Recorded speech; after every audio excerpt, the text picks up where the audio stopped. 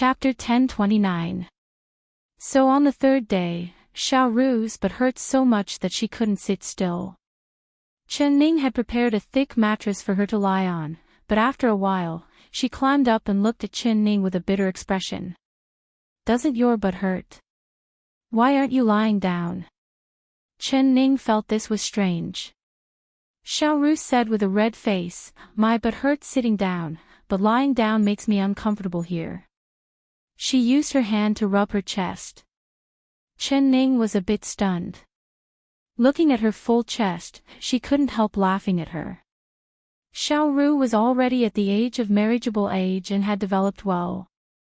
Lying down on the mattress and with the bumpiness of the carriage, her chest would definitely feel uncomfortable. Zhui Feng is really stupid, he can't even drive a carriage properly. It's really bumpy. Xiaoru couldn't help complaining. Other than her butt, her entire body was sore and her bones felt like they were about to fall apart. Zhui Feng's lips twitched. He was indeed rushing, so he drove the carriage very fast, but the faster the carriage went, the bumpier it would be. He wasn't an immortal, he couldn't make the carriage go fast and steady. This damn stupid girl, why did she have so many problems? The Empress was sitting in the carriage with her, but she didn't complain at all. Alright, it's been hard on you these past few days. We'll find a place to eat lunch today and then continue on our way. Chen Ning rubbed Xiaoru's head with a bit of heartache. Zhui Feng, if we pass by any town, stop and we'll rest. She raised her voice and said to the outside of the carriage. Yes, Royal. Miss Huang. Zhui Feng quickly changed the way he called her. Chen Ning said with a faint smile, I'm Miss Chen, not Miss Huang. Yes, Miss Chen. Zhui Feng couldn't help sweating. At noon, Zhui Feng drove the carriage into a town.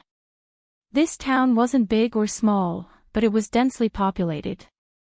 The streets were bustling with people and it could be considered lively.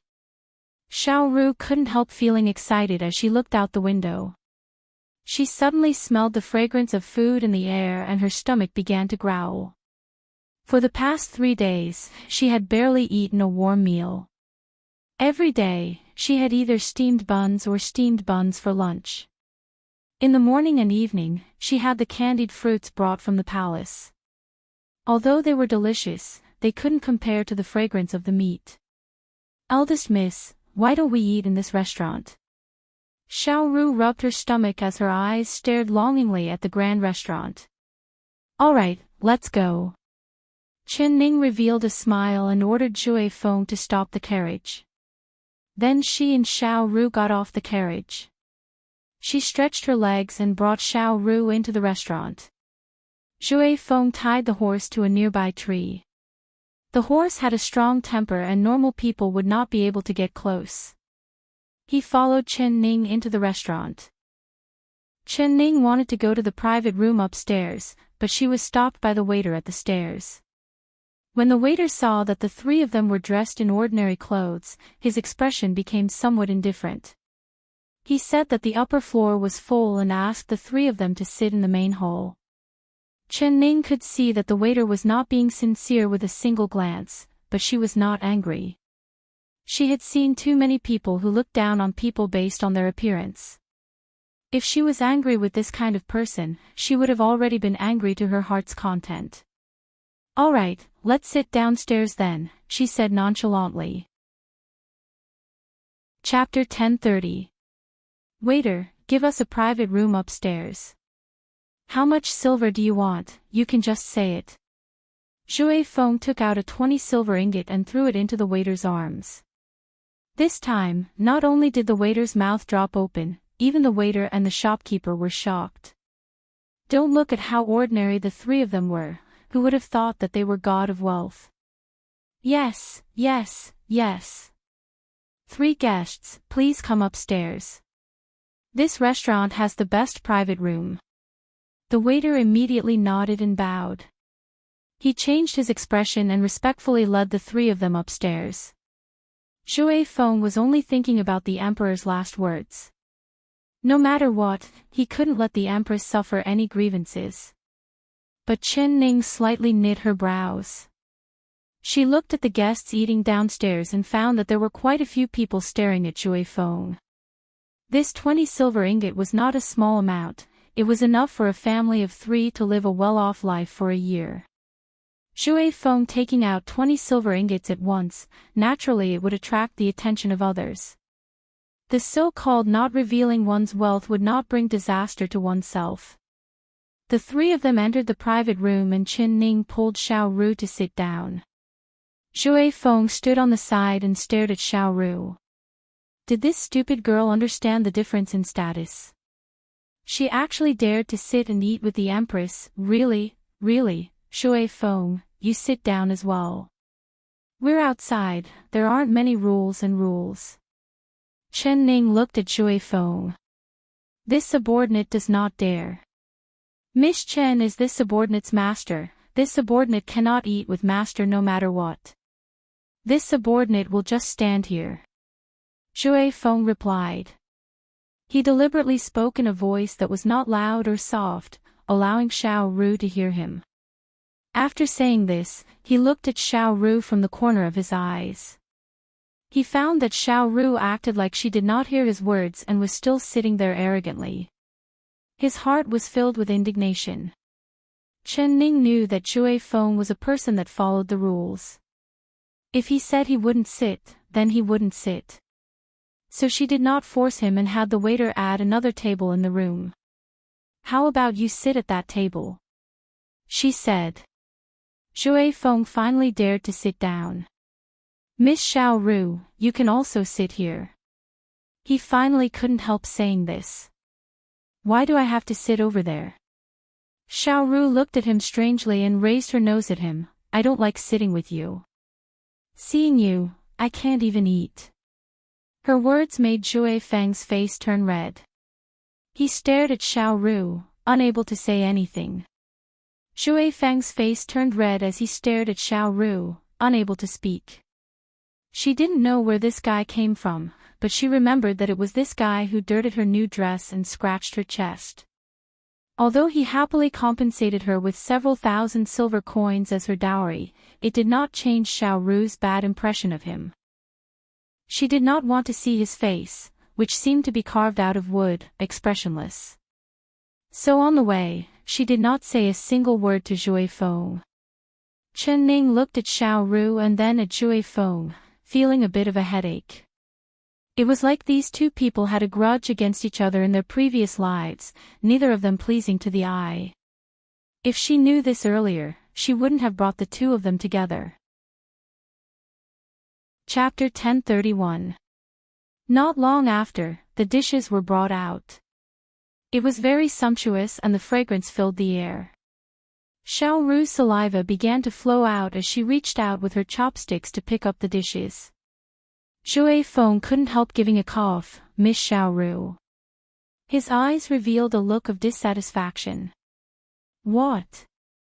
Xiao Ru glanced at him. You are a maid, so as a servant, you should let the master eat first. How can a maid eat before the master even starts eating? Jue Feng said in a cold voice. You. Xiao Ru's face instantly turned red. It wasn't that she didn't understand the hierarchy, but she had grown up with Chen Ning, so she treated Chen Ning as her own blood-related older sister. Adding in the fact that Chen Ning had never been polite to her, she would sometimes forget herself. Being criticized by Jue Feng at this time, her eyes turned red as she felt ashamed. Xiao Ru, bring these dishes over to Jue Feng. He's been driving the carriage for us, so it's been hard on him. Also, bring this pot of wine over to him. Chen Ning rubbed Xiao Ru's hair and gave her a comforting smile. Xiao Ru's heart was filled with unwillingness. She picked up the dishes and placed them in front of Jue Feng. Many thanks, Miss Chen. Jue Feng was not polite. He was very hungry, so he grabbed the steamed bun. He took a bite of the steamed bun and quickly ate it. Xiao Ru couldn't help opening her eyes wide as she stared at Jue Feng. She had never seen a person eat like Zhuai Feng before, eating like a whirlwind. The fist-sized steamed bun, he ate half of it in a single bite, eating one in 2 bites. That full plate of food was emptied with just a few chopsticks. God, was he the reincarnation of a hungry ghost? Xiao Ru's chin almost fell off. Zhuai Feng ate 8 steamed buns and 4 plates of food in a single breath. His stomach was slightly bulging, but he didn't touch the pot of wine. Rather, he picked up the teapot and drank it. Wine could make a person lose their vigilance, so he never touched a drop of wine. After eating and drinking to his heart's content, he stood up and stood in a corner with his hands clasped in a solemn manner. Is there something on my face? Zhuai Feng saw that Xiao Ru's eyes were staring at his face, not even eating. His heart was filled with curiosity, but he raised his hand to touch his face a few times, not feeling anything. Then he glared at Xiao Ru and ignored her. Xiao Ru couldn't help swallowing a mouthful of saliva. Seeing Zhuai Feng eating so happily, she felt even hungrier. Xiao Ru, come and eat. You'll definitely like these dishes. Chen Ning pulled Xiao Ru to sit down and picked up some food for her. She secretly laughed in her heart. If it was anyone else being stared at by Xiao Ru like this, it would be strange if they could eat. This Zhuai Feng was truly strange. After the 3 of them finished eating, they continued on their way. Zhuai Feng drove the carriage and quickly left the city. Xiao Ru rubbed her bulging stomach as she lay on the carriage with a bitter expression. She didn't want to move at all because if she moved, she wouldn't be able to stop herself from vomiting. You gluttonous girl, who told you to eat so much? Now you know how uncomfortable it is. Chen Ning found this funny and angry as she stared at her. Young miss, this servant saw Zhuai Feng eating so happily and this servant felt very hungry, unknowingly eating too much. Oh! Before she finished speaking, the carriage suddenly jolted. Her face changed and she almost vomited.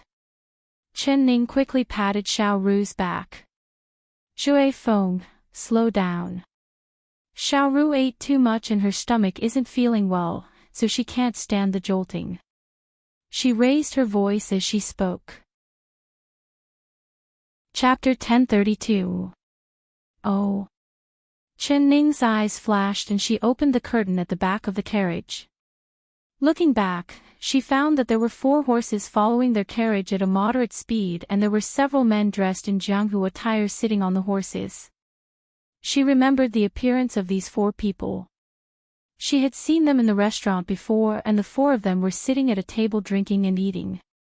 When Zhuai Feng threw the silver to the waiter, she saw the greedy look in their eyes. Xiao Ru also sat up and saw the 4 strong-looking men. They all had a fierce appearance and weapons on their waists, causing her face to turn white. She did not care about her stomach as she opened the curtain and shouted at Zhuai Feng, quickly, quickly, quickly. Quickly drive the carriage, don't worry about me. We can't let these bad people catch up to our carriage. Zhuai Feng acted like he did not hear anything as he continued to drive the horse forward, not even looking at her. Xiao Ru's face turned red with anger as she shouted, Are you deaf? Quickly drive the carriage. If the young miss falls into the hands of these bad people, I will risk my life with you. It's all your fault. The young miss always said that money shouldn't be shown, but you just had to show off your power in this restaurant and show off. Now it's great, you've caused a large problem and you're not in a hurry. If you don't drive, I'll drive. The more she spoke, the angrier she became. Seeing that Zhuai Feng was not moving at all, she turned around and saw that the 4 horses were getting slower and slower. She gritted her teeth and charged over to take the whip from Zhuai Feng's hand. Sit down obediently for me. Zhuai Feng shouted in a deep voice as he turned around to look at Xiao Ru with cold eyes. Xiao Ru was scared by his eyes, she was not afraid of him. What are you being so fierce for?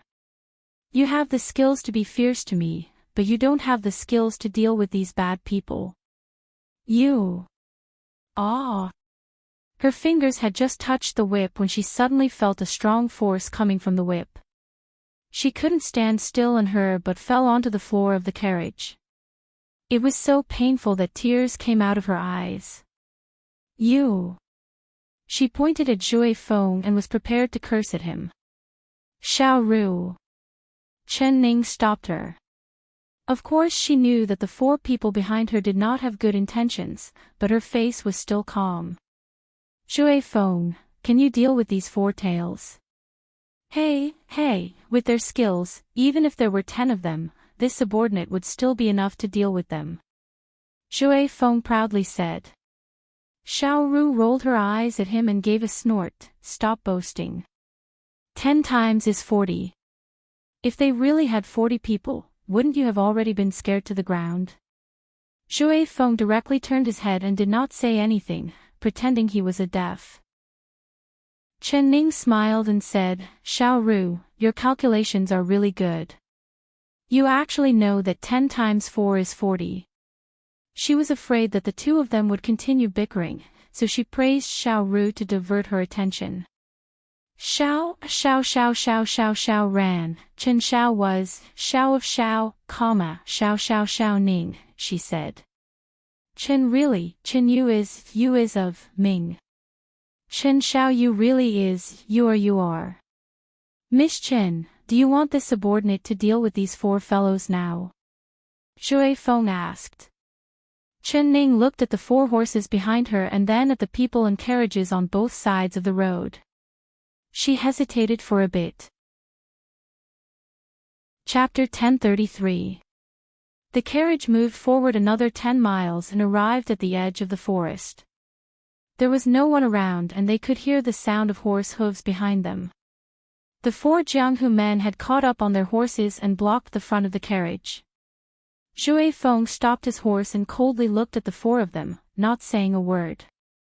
One of them raised his voice and said, This mountain was opened by me and this tree was planted by me. If we cross this place, I'll give you money for the road. Before that person could finish speaking, he heard a crisp voice. Then, with a tchi sound, an object flew out from the carriage and flew towards his face. That person was surprised and happy as he quickly reached out to catch it. Holding it in his hand, he saw that it was a fist-sized stone. He was so angry that his nose became crooked. Daring to play with your master, are you tired of living? That man pulled out a bronze mace from his waist and smashed it down at Jue Feng's head. He saw that Jue Feng was wearing a normal servant's clothes. He was as thin as a bamboo pole and didn't have any meat on his body, so how could he place him in his eyes? He thought that this mace would be able to smash Jue Feng's head open, but he suddenly felt a pain in his wrist like it was broken. With a "paw" sound, something fell to the ground. The man looked down and saw a bloody broken hand with a bronze mace in it. He was stunned for a while before subconsciously looking at his right hand. He found that there was only a bare wrist left and he realized that his hand had been separated from his wrist. He instantly let out a pitiful cry like a pig being slaughtered. The other 3 people were surrounding the carriage. They jumped onto the carriage and pulled down the curtain. Seeing Chen Ning and Xiao Ru inside the carriage, they revealed charming smiles. Our luck is not bad today, meeting 3 fat sheep. The appearances of these 2 girls are even better. Suddenly hearing the man's pitiful cry, they turned around and instantly took a cold breath. The 3 of them shouted out in unison. They pulled out their steel blades and fiercely charged at Jue Feng. Xiao Ru saw the fierce expressions on the men's faces and the shining blades in their hands. She was so scared that her body began to tremble as she hid in the corner. Seeing that one of their blades was about to hit Jue Feng's head, another person slashed at Jue Feng's waist, and the third person was even more cunning, actually stomping down at Jue Feng's feet. Jue Feng was like a piece of wood, not moving at all, not reacting at all. Xiao Ru was very anxious. Jue Feng, dodge. Quickly dodge. He wants to cut off your head. Her words abruptly stopped because at this time, Shui Feng suddenly moved. He waved the whip in his hand and wrapped it around a man's neck. With another pull, the man's head and neck were separated. A skull fell to the ground and the headless body swayed before falling to the ground, creating a cloud of dust. Xiao Ru's eyes almost popped out. Seeing the decapitated person and the blood splattering all over the ground, she had never seen such a terrifying scene in her life. She was so scared that her hands and feet turned soft. She looked at Shui Feng like he was a devil from hell. Shui Feng was very ruthless, not showing any mercy at all. His face was expressionless as the whip in his hand came out again. Another man's head was cut off and blood began to pour out of his chest. Chapter 1034. How could Shui Feng allow him to escape? He gently hooked a blade on the ground with his foot and the blade flew out like a meteor at the escaping man. With a pitiful cry, the blade pierced through the man's back and the tip of the blade came out of the man's chest. The man's body swayed and he fell to the ground dead. Of the 4 people, there was only the man with the broken arm left. His face was the color of dirt and his legs were like sieves as he fell to the ground. Good man, spare me. Don't kill me. As soon as his voice fell, Shui Feng's right hand came out and grabbed his throat. With a soft exploding sound, the man's eyes popped out and he died. Shui Feng could smell a stench coming from the man's body. When he died, he had pissed himself. He knit his brows and kicked out, sending the man's body flying far away like a rag bag. You! How can you be this vicious?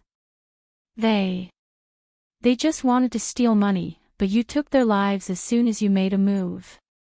You are even more terrifying than a demon. Xiao Ru stared at Shui Feng and then looked at the 4 corpses on the ground. They were still bleeding and the soil on the ground was dyed red with blood. Her heart tightened. Even if she knew that these 4 people were not good people, seeing them die this miserably, she couldn't help feeling hate and fear towards Shui Feng. Shui Feng's expression did not change. As the Emperor's secret guard, he had encountered many dangers. Killing these trivial people was as easy as eating tofu.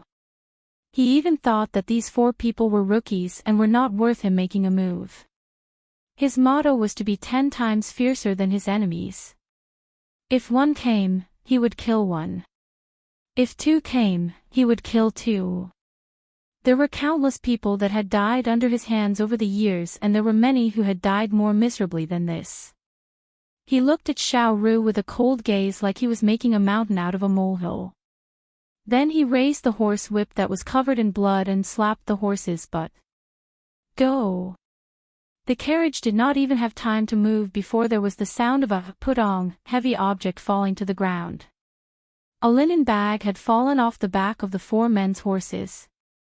It was currently wriggling like there was something alive inside. Ah, what is that? Xiao Ru let out a surprised cry. Shui Feng's eyes narrowed and he was too lazy to care. No matter what it was, it had nothing to do with him. His mission was to protect the Empress, so he did not want any trouble. He waved the whip again and prepared to drive the carriage. Wait a minute. Chen Ning heard a low, woo-woo sound coming from the bag. It sounded like a human's voice. Feng, there's someone in that bag. Shui Feng said. He replied faintly, but remained seated in the carriage without moving. There's someone. That must be a good guy who was kidnapped by the 4 bad guys. I'll go save him. Xiao Ru was filled with anger when she saw Shui Feng's indifferent appearance. She did not wait for Chen Ning to speak and jumped off the carriage. She ran over to the sack and untied the knot on it. Miss Chen, it's more important for us to hurry on with our journey. Shouldn't we not care about unrelated people and matters? Shui Feng hesitated a bit before finally saying this. All right. Chen Ning nodded. Once Xiao Ru releases that person, we'll continue on our way. Chen. However, that person's appearance caused the three of them to be stunned. Chapter 1035. Xiaoru quickly took out the cloth from the little boy's mouth and then untied the ropes on his body. Yeah, whose family are you? Why are you tied up like this? You're really pitiful. The little boy was so cute that she had a good impression of him the moment she saw him. Woo, woo, woo, elder sister, save me, those 4 bad people are bad. They lied to me and said they would take me to find my father and mother. In the end, they tied me up and placed me in a sack. I'm so scared. The boy's hands and feet were untied. He threw himself into Xiaoru's embrace and began to sob. Don't cry, and don't be afraid. Those 4 bad people are dead, they won't harm you anymore. What's your name? Where do you live? Elder sister will send you home, all right? Xiaoru had never dealt with a child this young before. Being hugged and crying by the little boy, her heart turned soft like cotton. She wished she could kiss the little boy's chubby white face. The little boy's tears turned into a smile. Elder sister, you're really good. His childish voice saying, elder sister, made Xiaoru's heart itch. She pulled the boy up and helped him pat off the dirt on his body before pulling him to the front of the carriage. Eldest miss, let's send this young master back, okay? Look at how young he is, being kidnapped by bad people, isn't that pitiful? Before Chen Ning could say anything, Zhui Feng coldly spoke up. You can't. Why can't you? It was like Xiaoru's tail had been stung by something as she angrily glared at Zhui Feng. Why don't you have any sympathy at all? You kill people just because you say you want to, your heart is this vicious. Don't you see how pitiful this young master is? Zhui Feng coldly looked at the boy. The little boy was stared at by his cold eyes and couldn't help shivering. He hid behind Xiaoru and his little hand grabbed the corner of Xiaoru's clothes as he said in a soft voice, elder sister, I'm scared. This person is very fierce, even fiercer than those 4 bad people. Don't be afraid, don't be afraid. With me here, he won't dare bully you. Xiaoru quickly pulled his hand and comforted him. Young miss, let's send this young master home, all right? She looked up and looked at Chen Ning with a pleading look on her face. Chen Ning's eyes fell onto the little boy's face and she gave a gentle smile. What's your name? Where do you live? How old are you this year? The boy popped his head out from behind Xiaoru. When he saw Chen Ning, his large eyes lit up and his round face revealed a smile. Elder sister, you are so beautiful. You are even more beautiful than the elder sister who saved me. Xiaoru proudly said, this is my family's young miss. She was the one who found you in the sack and she was the one who let me save you. Really? Elder sister, when I grow up, will you be my wife? The little boy's eyes lit up and he forgot his fear of Zhui Feng. He jumped in front of the carriage and climbed onto the carriage with his short legs, wanting to jump into Chen Ning's embrace. Zhui Feng reached out and grabbed the boy's collar. He frowned and threw him off the carriage. Little brat, stay away from my Mississippi. You haven't even grown your hair yet. What do you know about a wife? Even though this boy was young, he was still a man. He had to protect the Empress for his master. No man was allowed to touch even a corner of the Empress' clothes. Chapter 1036. His snow-white little face was covered in sparkling tears. He cried until Xiaoru's heart turned into water. She came forward to hug the little boy and coaxed, little master, don't cry, don't cry. He is a bad person, so let's ignore him. My family's young miss is a good person, so tell my family's young miss where you live. We'll send you home. When the little boy heard this, his tears turned into a smile. He reached out his arms to hug Xiaoru's neck. All right, elder sister, carry me into the carriage.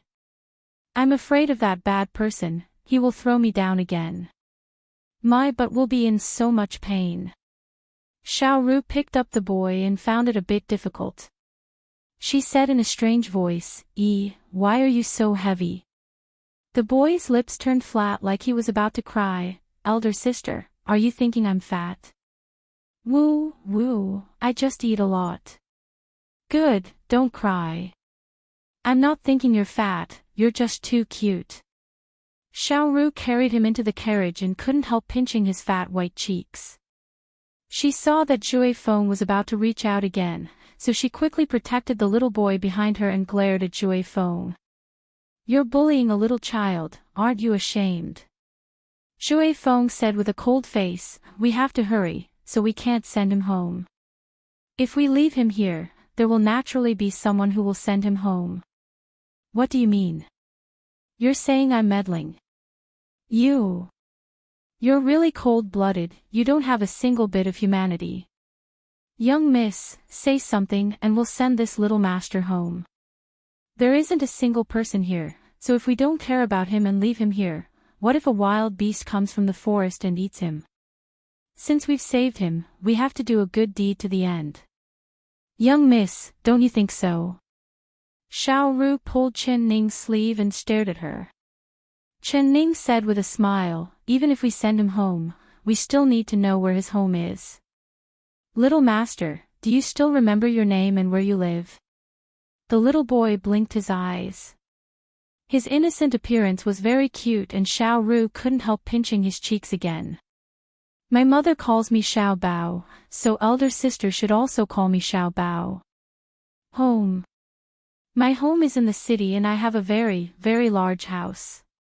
There is a very, very large sweet-scented osmanthus tree in the yard.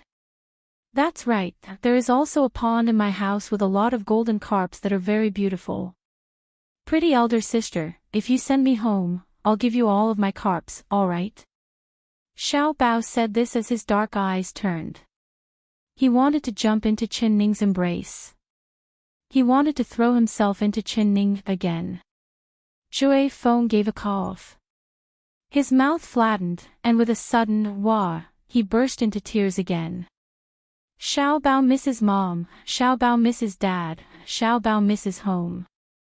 I just wanted to sneak out to buy candied haws to eat, but these 4 bad guys said they would send me home. In the end, they tied me up with ropes and gagged my mouth. It's so scary. Are you guys bad guys too? Xiao and Xiao Bao. Xiao Bao, don't cry, don't cry. We aren't bad people and won't tie you up. My family's young miss is the best, she will definitely send you home. Xiaoru's heart melted. She took out a handkerchief to wipe his tears and comforted him while hugging him. Xiaoru, do you know where his home is? Chen Ning asked. Chapter 1037. Jue Feng gave a cold snort. Humph, it's easy for you to say. Do you know which city his home is in? What's the name of the house? An osmanthus tree and a pond, which family doesn't have these 2 things? Xiaoru was stunned and couldn't answer a single word. I. She was stunned. Elder sister Xiaoru, you said you would send Xiao Bao home. You said it, you can't go back on your words, woo. Xiao Bao's crying became louder in Xiaoru's arms as his shoulders trembled. Xiaoru's head became 2 heads. Xiao Bao, don't cry. Elder sister will definitely send you home.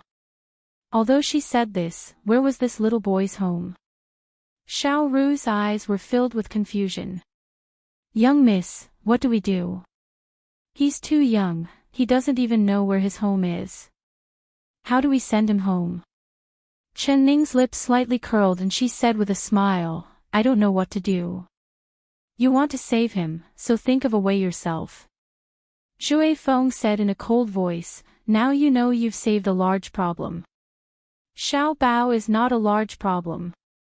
Xiaoru glared at Jue Feng and then coaxed the little boy in her arms. Xiao Bao, think again. Which city is your home in? What's the name of that city? Also, what's the name of your house? If you say it clearly, elder sister will immediately send you home. Xiao Bao blinked his eyes. He had a confused look on his face as he shook his head. A city is a city. Are there many cities? The house is my home. Elder sister, your words are very strange, Xiao Bao doesn't understand. Xiao Ru anxiously pulled at her hair. She could only ask Chen Ning for help. Young miss, think of a way. You're so smart, you must have a way. Chen Ning shook her head and said, I'm not an immortal from the heavens, I can calculate everything. How about this, we'll bring him along first. After we're done here, we'll think of a way to help him find his family. She said to Xiao Bao with a faint smile, Xiao Bao, we have something important to do right now, so we can't immediately send you home. Are you willing to come with us first? Xiao Bao is willing. Xiao Bao immediately stopped crying. He used the back of his hand to wipe his tears and snot, smearing Xiao Ru's clothes. Xiao Ru's face instantly turned into a bitter gourd. Miss Chen, are we really going to take this kid with us? Shui Feng stared at Xiao Bao in disbelief, his stomach full of unwillingness. Where did this little wimpy brat come from? Well, he's all alone and pitiful. If we don't take him with us, are we going to leave him here? Just like little Ru said, if he met a bad person or some wild beast, it wouldn't be good if he was eaten. Since we saved him, we should do good deeds to the end. Chen Ning said with a faint expression. She raised her eyebrows. Shui Feng, do you have any objections? Shui Bao. Shui Feng loudly shouted in his heart, but he raised his whip and stared at Xiao Ru, get on the carriage. The more he looked at Xiao Ru, the more displeased he was. This girl was simply a troublemaker. She didn't have any skills, but she just liked to cause trouble. Xiao Tutu. Xiao Bao she he and climbed onto the carriage. Xiao Bao, try this 1,000-layer cake. It's fragrant, soft, and sweet, you'll definitely like it. There's also this plum blossom cake, you've probably never eaten it before. Come, have a piece. Xiao Ru opened her bag and took out a pile of cakes and candied fruits. Placing them on the table, she gave them to Xiao Bao like she was presenting a treasure. Chapter 1038. You don't like sweet things? Then try this salty pastry. It's thin and crispy, it's my young miss favorite. Xiao Ru took out several desserts for him, but Xiao Bao still shook his head and refused to eat them. If you don't like desserts, there's also pine nut candy and rice dumplings. You don't want any? Then how about some candied fruits? This pear meat is my favorite, do you want to try one? Xiao Ru's patience was very good, but no matter what she took out or how she softly coaxed him, Xiao Bao was not interested at all. You don't want any of this or that, what do you like to eat? Tell elder sister and I'll go buy it for you. Xiao Ru was not angry and continued to speak with a smile. Xiao Bao's mouth flattened and he began to sob. I don't want to eat anything. I miss my mother, I miss my father, I want to go home. Seeing him cry, Xiao Ru's heart softened. She quickly pulled him into her embrace and patted his back. She coaxed, good Xiao Bao, don't cry. Once my young miss finishes her business, I'll immediately send you home to see your father and mother, all right? Xiao Bao blinked his eyes and said, but that person outside is very fierce. He's even fiercer than those 4 bad people. Xiao Bao is afraid that he will hit me and scold me. With elder sister here, he definitely won't dare hit you or scold you. Xiao Bao, don't cry. My young miss really knows how to tell stories. She'll tell you a story and you won't cry, alright? Alright, Xiao Bao loves listening to stories. Xiao Bao's tears immediately turned into a smile. His 2 large eyes filled with tears as he looked at Chen Ning. Chen Ning smiled and said, "All right, then I'll tell you a story." Chen Ning revealed a faint smile and said, "All right, then I'll tell you a story." There was an old mister who was traveling and met a wolf. The wolf was being chased by a hunter and begged the old mister to save its life. The old mister pitied the wolf and placed it in a sack. When the hunter came, he asked the old mister if he had seen a wolf. The old mister shook his head and the hunter continued to chase. When the hunter left, the old mister opened the sack and let the wolf out. Then the wolf said that it would repay the old mister. Can you guess how the wolf repaid the old mister? Xiao Ru and Xiao Bao listened attentively. Xiao Bao blinked and did not say anything. Xiao Ru quickly said, "That wolf must have given the old mister a lot of treasures, right?" Chen Ning shook her head with a smile and said, "After the wolf gratefully said those words to the old mister, it opened its mouth and ate the old mister into its stomach." Ah! Xiao Ru let out an angry cry. This wolf really has no conscience. Old mister saved it, but it ate your savior. Chen Ning nodded. That's right, this wolf doesn't have a conscience, but it is still a beast. It can only blame the old mister for not knowing if he was saving a human or a beast.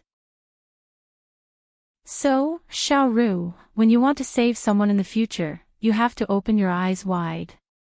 Don't save an ungrateful wolf and end up becoming a snack in the wolf's stomach. Xiao xiao xiao xiao xiao xiao xiao xiao xi. Xiao xiao, xiao xiao xiao. Xiao ti xiao xiao xiao.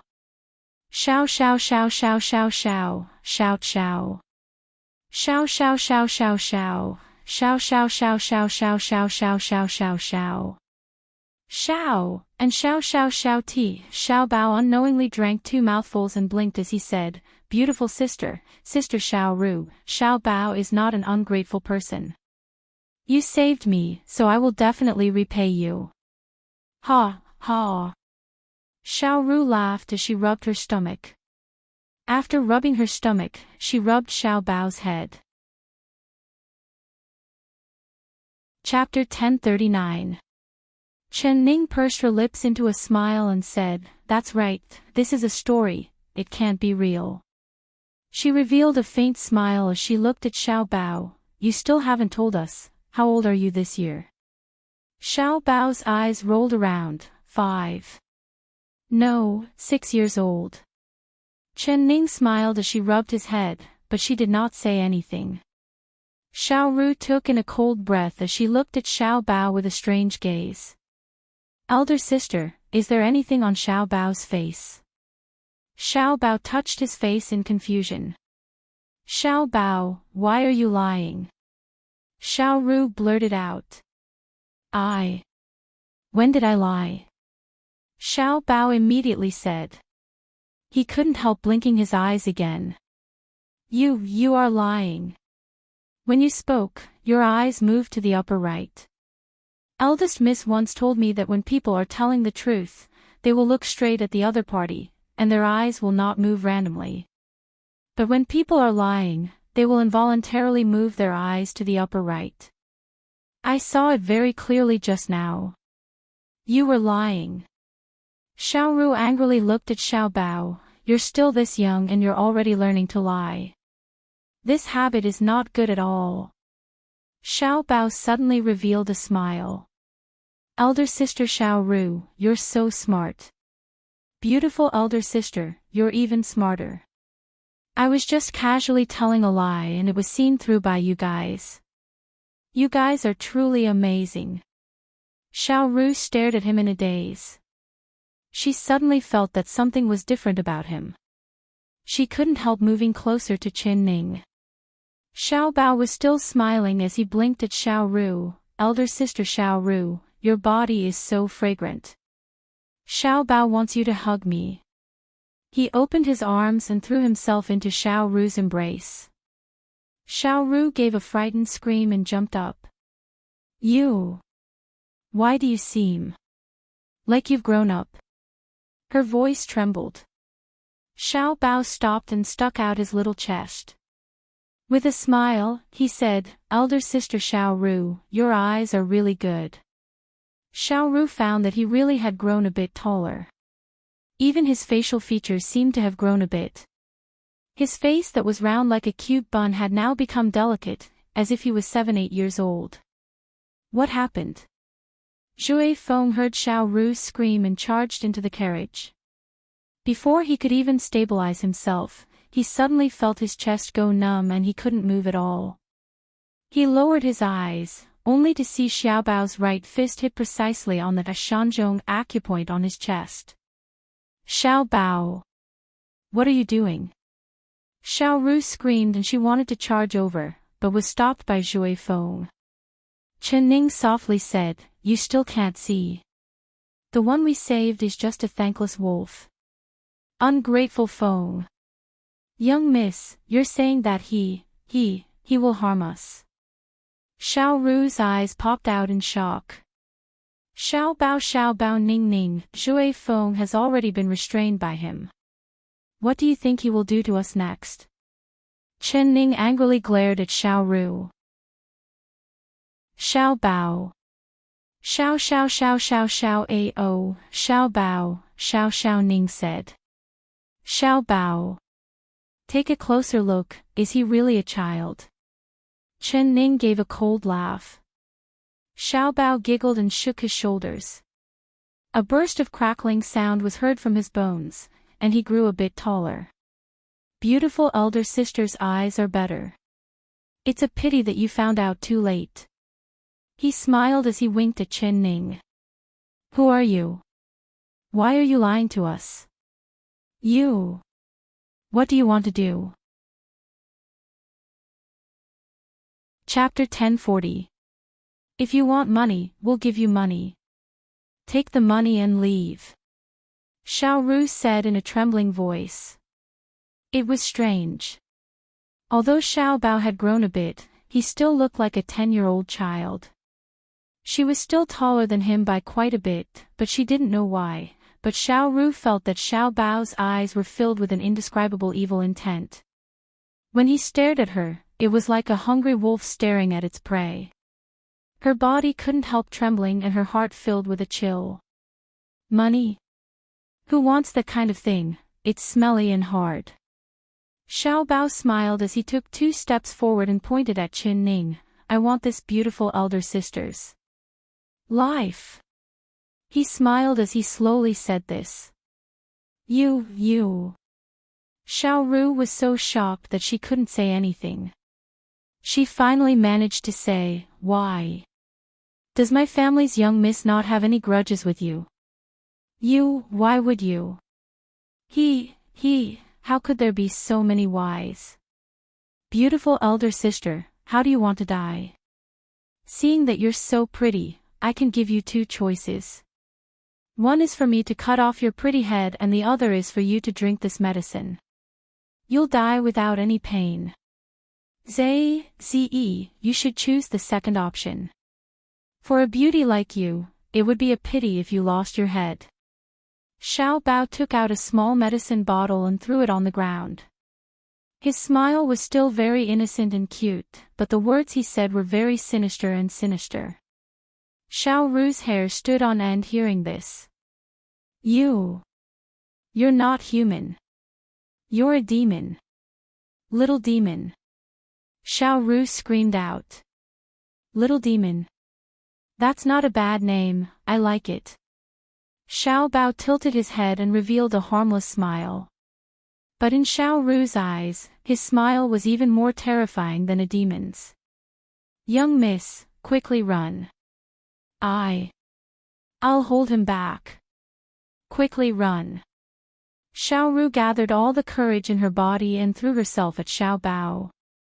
Xiao Bao gently dodged and with a hook with his right foot, Xiao Ru fell to the ground. She reached out with her hands and tightly grabbed onto Xiao Bao's leg. Young miss, quickly run, quickly run. Run. Beautiful elder sister, do you think you can run? Xiao Bao allowed Xiao Ru to hug his leg and tilted his head to look at Chen Ning with a smile. Chen Ning stood in the same spot without moving. Her face was still very calm and there was not a single trace of panic on her face. Elder sister, you don't seem afraid at all. Is it because Xiao Bao is so cute that he won't kill me? Xiao Bao, Xiao Bao, Xiao Bao. He smiled as he winked at Chen Ning and said, Elder sister, if you don't want to take the medicine, then I won't be polite. I will use this steel wire to strangle your neck, and as long as I use a bit of strength, your pretty head will fall off your neck. You will die the same way as those 4 dead dogs outside. Do you like this kind of death? Chen Ning smiled as she looked at Chen Ning. Although Xiao Ru was holding onto his leg, he didn't seem to be affected at all when he walked. He still had the height of a 7 or 8-year-old child, but his strength was surprisingly strong. Xiao Ru couldn't hold on to him no matter how hard she tried. I beg you, please let go of my young miss. If you want to kill me, I'll give you my head. Xiao Bao, don't hurt my young miss, I beg you. Chapter 1041. Chen Ning stared at Xiao Bao and looked him up and down, bone-shrinking art. Xiao Bao was a little surprised, but then he smiled. Pretty elder sister knows quite a bit, but the more you know, the less likely you are to live. He had the innocent smile of a child on his face, but his eyes were filled with a cold glow that was like a blade, filled with killing intent. Chen Ning just stood there calmly, not showing any fear at all. Xiao Bao was stunned again. His eyes revealed an expression like a cat chasing a mouse. He deliberately slowed down his steps and walked over to Chen Ning. Young miss, quickly run. Xiao Ru saw Xiao Bao come closer and closer. The steel wire in his hand was pulled taut and her heart was about to jump out. Her voice suddenly stopped. Because suddenly, she saw a silver light flash in front of her. It was like a rain of flowers falling from the sky. Chi! Chi! Chi! The sound of silver needles stabbing into flesh could be heard. Ah! Xiao Bao revealed a shocked expression and then let out a long pitiful cry. He fell to the ground and rolled around. Xiao Ru did not know what had happened at all. How did the murderous Xiao Bao suddenly turn into meat on the chopping block? She climbed up from the ground and stared blankly. Chen Ning smiled as she took a step forward. She stretched out her right foot and gently kicked Xiao Bao's shoulder. Xiao Bao let out an even more pitiful cry. White-eyed wolf, does the feeling of a peacock spreading its tail feel good? She smiled as she looked at Xiao Bao on the ground. There was no sympathy in her eyes at all. Xiao Bao's eyes turned white from the pain. His teeth bit his lips, but he could not say anything. He still looked like a 7 or 8-year-old child, but in Xiao Ru's eyes, he was no longer that cute little boy, but rather a sinister little devil. She did not feel pity for him at all. You white-eyed wolf, we saved you, but you want to kill our young miss. You're not a human, you're a beast. Xiao Ru charged over and forcefully slapped his face. Kill me. Kill me. Xiao Bao gritted his teeth and squeezed out a few words from between his teeth. Speak, who are you? Why do you want to harm our young miss? Xiao Ru shouted. Xiao Ru, there's no need to ask. He won't tell you even if you ask. Chen Ning softly said. Her eyes fell onto the teacup. Strange, I clearly gave him some medicinal tea, so why didn't it have any effect? It's a good thing this peacock's spreading tail is very strong. Xiao Ru was stunned for a moment before she reacted. Young miss, do you know this white-eyed wolf isn't a good person? Did you already give him the medicine? Did you purposely tell him that story about the ingrate? Chen Ning giggled and said, that's right. Could it be that you think this master isn't as good as this disciple? This servant is stupid. This servant should have thought of this earlier. If even I can see it, then eldest miss, you must have seen it long ago. This little ingrate has been lying to us from the beginning, right? Xiao asked in at Xiao Bao, Xiao Bao, Xiao Bao. Chapter 1042. Xiao Ru was suddenly enlightened. She forcefully patted her head. This servant is really stupid, I couldn't see through it at all. Chen Ning then said, after getting on the carriage, you gave him a lot of candied fruits to eat, but he didn't eat a single one. This made me even more suspicious. What child doesn't like eating candies and snacks? I paid attention to him and found that his eyes were always looking at me. He didn't seem to be drooling over the candies at all. How was that the eyes of a child? So, I knew that this little white-eyed wolf wasn't simple, so I gave him a cup of medicinal tea. I never thought that it wouldn't work, so Zhui Feng was also wronged. Zhui Feng's acupuncture point had been sealed and he couldn't move, but his eyes and ears could still see and hear clearly. When he saw Xiao Bao trying to kill Chen Ning, he was so anxious that his eyes almost popped out of their sockets. He was cursing Xiao Ru in his heart. If he could move his hands and feet, the first person he would kill would be that little white-eyed wolf and the second would be Xiao Ru. Even now, he was still using a fierce gaze to stare at Xiao Ru as he panted heavily. But Xiao Ru didn't notice him at all. Missy, what is this peacock spreading its tail? It's so strong. This servant didn't see you make a move, so how did these needles suddenly land on that little white-eyed wolf's body? Ha, ha, that white-eyed wolf turned into a hornet's nest, how interesting. Xiao Ru clapped her hands and laughed. It's a secret for now. Chen Ning smiled and looked down at Xiao Bao on the ground. Xiao Bao's face turned green and purple. Hearing Chen Ning and her servant teasing him, his lungs were about to explode from anger. White-eyed wolf, are you feeling very uncomfortable right now that you can't die even if you want to? Chen Ning suddenly said. Xiao Bao bit his lips and did not say a word as he tightly closed his eyes. He really couldn't die even if he wanted to. If he still had strength left in his body, he would definitely bite the poison pill in his mouth to commit suicide, but he didn't even have that bit of strength left. Just now, when the peacock spread its tail, he was not prepared at all. The large cluster of silver needles had pierced his body at least 10 times, and each needle was fed with a special medicine. It made him feel pain, itch, and powerless.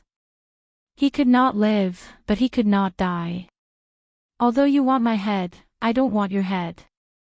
I won't let you die. Chen Ning slowly said. Xiao Bao suddenly felt his body go numb. He opened his eyes and saw the smile on Chen Ning's face. He did not know why, but his heart suddenly felt a chill. What are you going to do to me? He struggled to say these words. Of course I won't do anything to you, but wouldn't it be too easy for you to just let you go like this? So, I will give you an unforgettable lesson.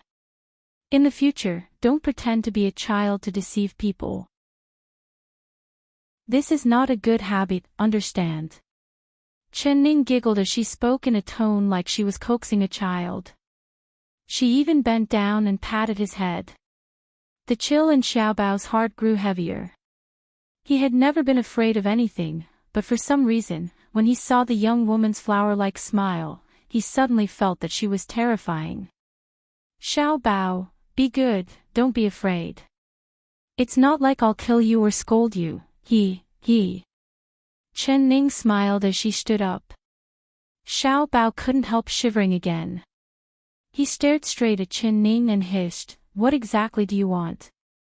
Chen Ning blinked her eyes. Chapter 1043. Chen Ning's words stunned Xiao Bao and Xiao Ru. Xiao Ru was very obedient. She quickly followed Chen Ning's orders to take off Xiao Bao's clothes. Xiao Bao was completely stunned. He did not dare believe his ears as he stared at Chen Ning. It wasn't until Xiao Ru took off his clothes, revealing his white skin and the wind blew against his chest that he realized what had happened. God, he would rather die than suffer this kind of humiliation. Chen Ning calmly looked at him. Seeing his instantly blushing face, she began to chuckle.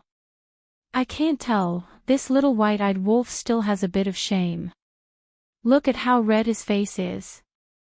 It's just taking off your clothes, what is there to be embarrassed about? Could it be that when you came out of your mother's womb, you were also wearing clothes? I'm going to kill you. Xiao Bao gritted his teeth. Next time, you won't have a chance this time. Chen Ning gave an uncaring smile. She said to Xiao Ru, keep taking off. Yes, young miss. Xiao Ru went to take off his pants again. He was just a little boy, so she had nothing to be embarrassed about, so her actions were very quick. I won't let you go. You. Just wait to die under my hands. I definitely won't let you die comfortably. I will use the most vicious method in the world to torture you, I will. Xiao Bao saw Xiao Ru's hands taking off his pants and his entire body felt bad. His delicate and cute face turned as red as a purple eggplant and his eyes popped out as he cursed out. Xiao Ru, his mouth is dirty. Use a sock to stuff it in his mouth. Chen Ning said again. Yes, young miss. Xiao Ru held back her laughter. She picked up the sock she had just taken off and prepared to stuff it in Xiao Bao's mouth. Xiao Bao was so angry that his stomach was about to burst. He stared right at Chen Ning, wishing his eyes could pierce a hole through her face.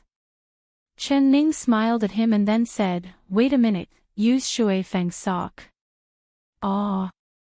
Why? Xiao Ru revealed a look of confusion.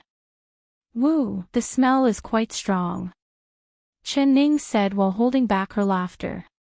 Shui Feng's face also turned as red as a purple eggplant. His face turned red as he watched Xiao Ru walk beside him.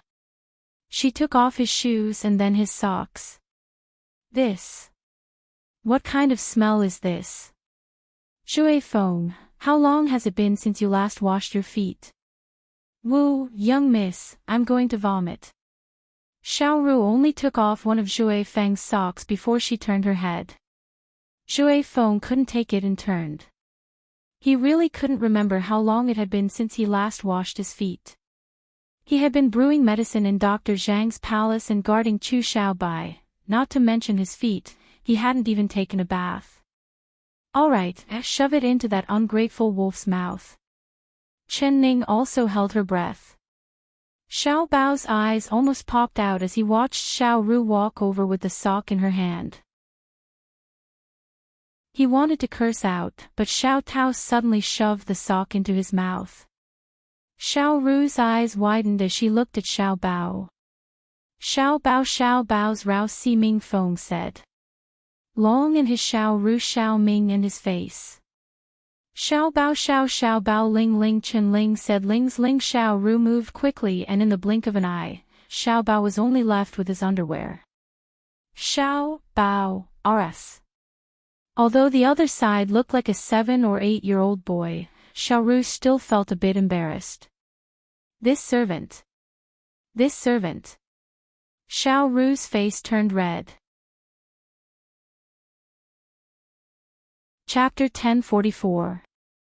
After Shui Feng's acupuncture point was sealed, he had been secretly using his internal energy to open his acupuncture point. As a secret guard, he had a method to open his own acupuncture point.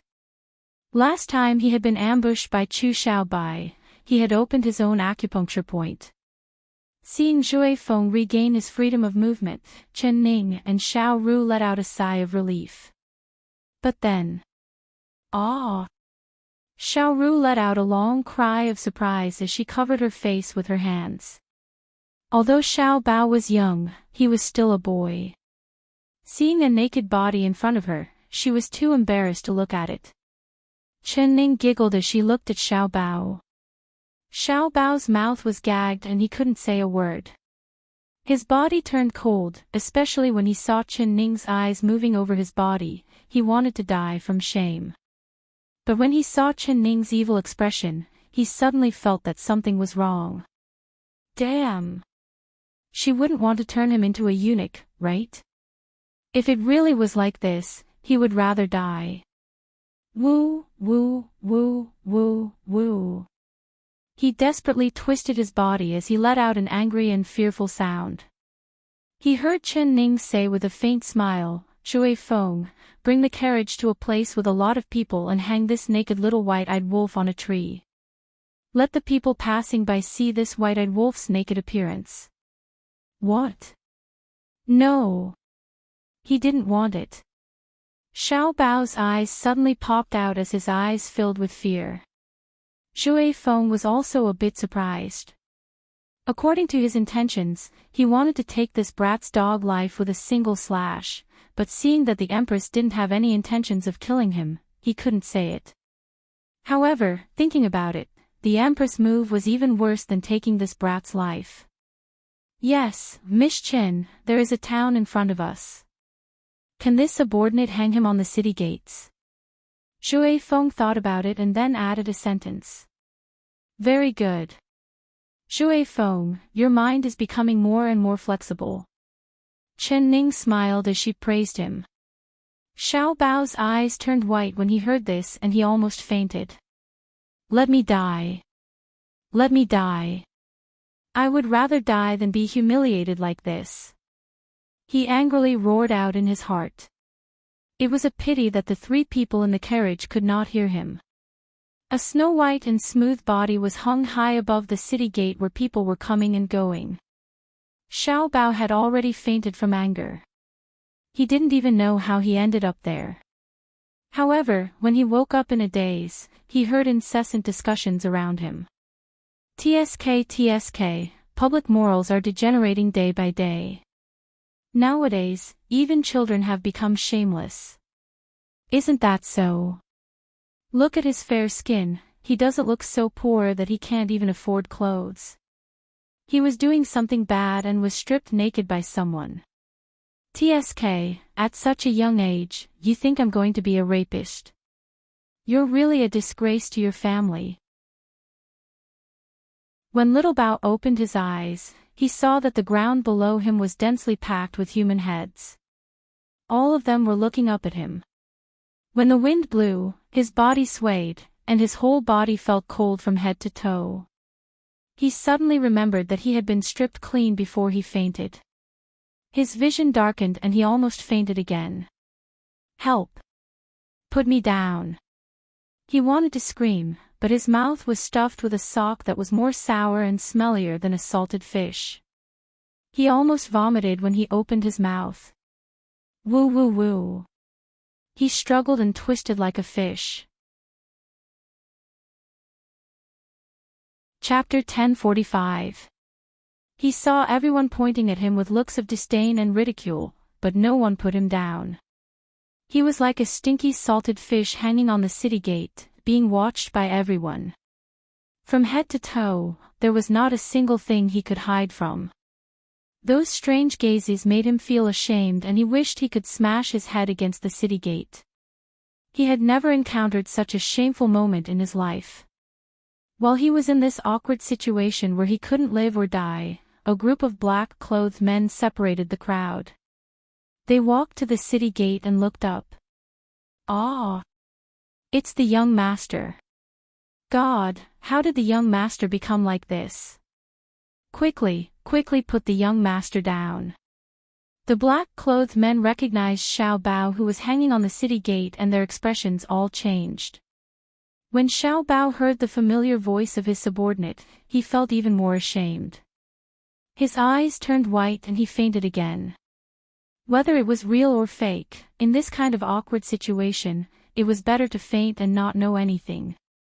When Xiao Bao woke up again, the poison needles in his body had already been sucked out by his black-clothed subordinates using magnets. He no longer felt itchy and his limbs had regained their strength. It seemed like he had taken the antidote. He moved his body and suddenly sat up on the bed, finding that he had returned to a familiar place. He jumped down from the bed and shook his neck. He took a deep breath. He heard the crackling of his bones and his body that looked like a 7 or 8-year-old child began to change. He slowly became taller and taller, finally turning into a tall and slender young man. His face was like a completely different person. Even if Chen Ning and Xiao Ru saw his face, they would not be able to recognize this enchanting face filled with killing intent. This was the snow white and cute Xiao Bao. He casually grabbed a piece of clothing and put it on, but he could not get rid of the burning feeling on his face. Although everyone had seen his 7 or 8-year-old body, he still found it hard to bear. Stinky girl, just you wait. If I can let you die a good death, I'll. He gritted his teeth and gave a fiendish laugh. Achoo! Achoo! In the carriage, Chen Ning suddenly sneezed twice. She looked out the window with a bit of doubt, but there was no wind at all. Xiao Ru quickly took out a cloak and put it on her. Young miss, why did you hang that little white-eyed wolf on the tree? He's so bad, why didn't you just kill him? If you let him go like this, wouldn't that be letting him off too easily? If he comes back to take revenge, what would you do? Xiao Ru rubbed her chin and spoke in a puzzled voice. Shui Fang's hand that was whipping the carriage slightly paused and his ears perked up. He also couldn't understand this logic. On this point, he agreed with Little Ru's idea. It would be better to just directly kill him and end it all. Chen Ning picked up something and gave it to Xiao Ru. Chen Ning picked up something to give to Xiao Ru. It was a shoe that Xiao Bao was wearing. It had a black upper, and a small cloud was embroidered with dark purple thread on the upper. If Chen Ning hadn't pointed it out, Xiao Ru really wouldn't have noticed it. Xiao Qin. What's so strange about it? Xiao Ru scratched her head, still confused. Chen Ning knew that she did not understand, so she raised her voice and said, Shui Feng, come in and look at this. Chapter 1046. Seeing the purple cloud on the shoe, Shui Feng's pupils suddenly shrank. Purple Heaven Pavilion. He blurted out. Then he nervously looked left and right, his face filled with caution. You also know about the Purple Heaven Pavilion? Chen Ning asked in a curious voice. The first time she heard of this name was from Na Mu Kuo. The scene of the assassin from the Purple Heaven Pavilion sneaking into the guest house was still fresh in her mind. At that time, she was hiding on the bed and saw the cold glint of the blade and the threatening killing intent. If it wasn't for Na Mu Kuo arriving in time, her head would have been separated from her body. She had always thought that the person the Purple Heaven Pavilion was looking for was Na Mu Kuo and not her. She never would have thought that she would meet someone from the Purple Heaven Pavilion on the way out of the capital. Moreover, their goal was very clear, they wanted her life. This subordinate knows. This subordinate wants to take a look at this shoe again. Shui Feng swallowed a mouthful of saliva. His body was still tense and his entire body was in a state of alert. All right. Chen Ning threw Xiao Bao's shoe to Shui Feng. Shui Feng held it in his hand and looked at it for a while. The more he looked, the more serious his expression became. This subordinate can conclude that the person who pretended to be a child to assassinate you is an assassin from the Purple Heaven Pavilion. Moreover, his rank is not low, he is not a normal assassin. Shui Feng said. Oh, how did you see that? Chen Ning asked. This subordinate has only heard that the assassins of the Purple Heaven Pavilion are mysterious and unfathomable, each of them appearing and disappearing like ghosts. Almost no one has ever seen their true faces. The only thing people know is that all of their assassins have a symbol, which is that they will use purple thread to embroider a cloud on an inconspicuous place on their body. Although the pattern of the cloud is similar, it represents the identity and status of the assassin in the pavilion. Look, there are 5 clouds on this shoe, while ordinary assassins only have 3. Shui Feng placed the shoe in front of Chen Ning. Chen Ning took a look and it really was 5 small clouds. She thought back to the purple cloud she saw in the guest house last time and it was 3. You're right.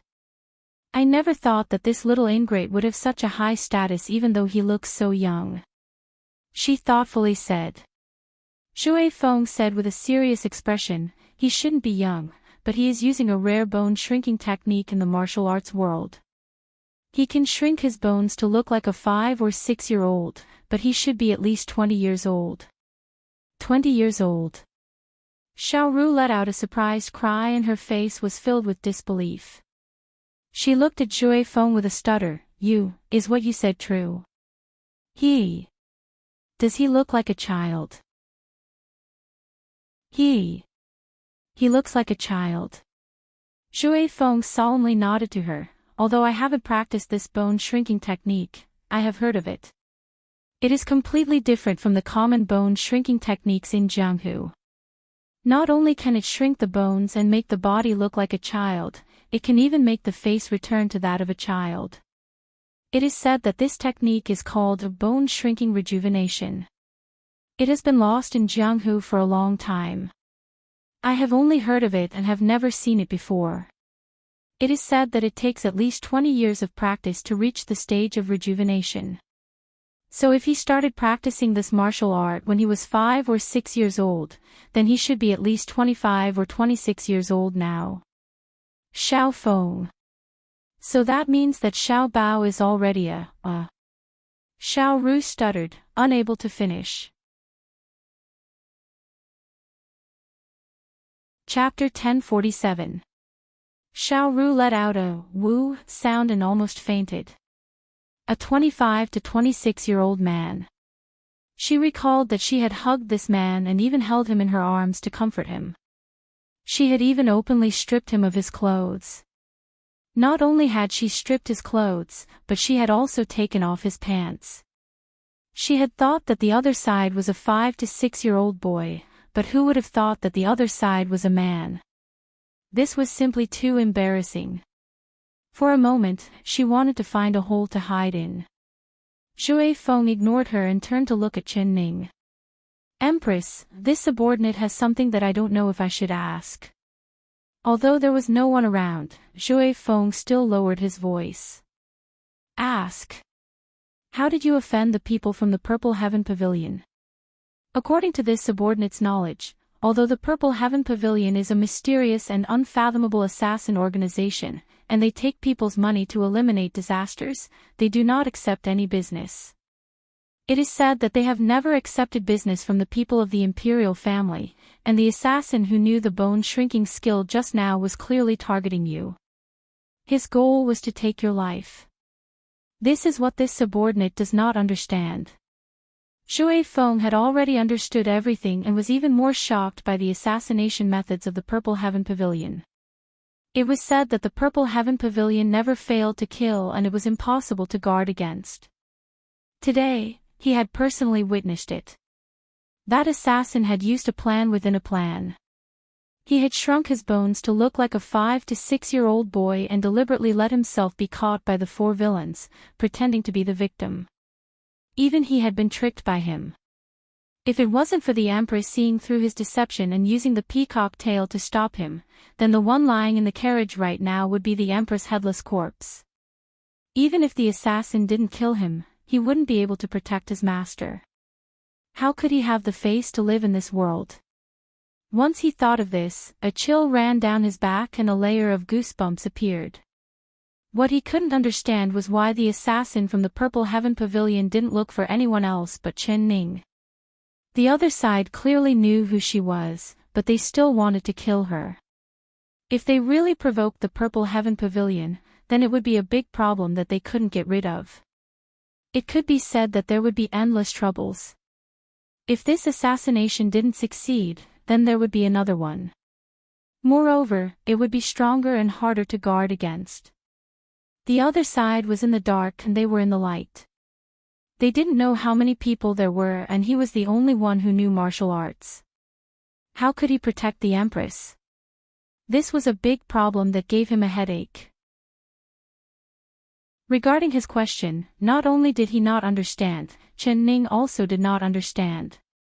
The only thing she could think of was the failed assassination attempt by Zixiao Pavilion last time. Could it be that their target was her? Not Na Mu Kyo. I don't know.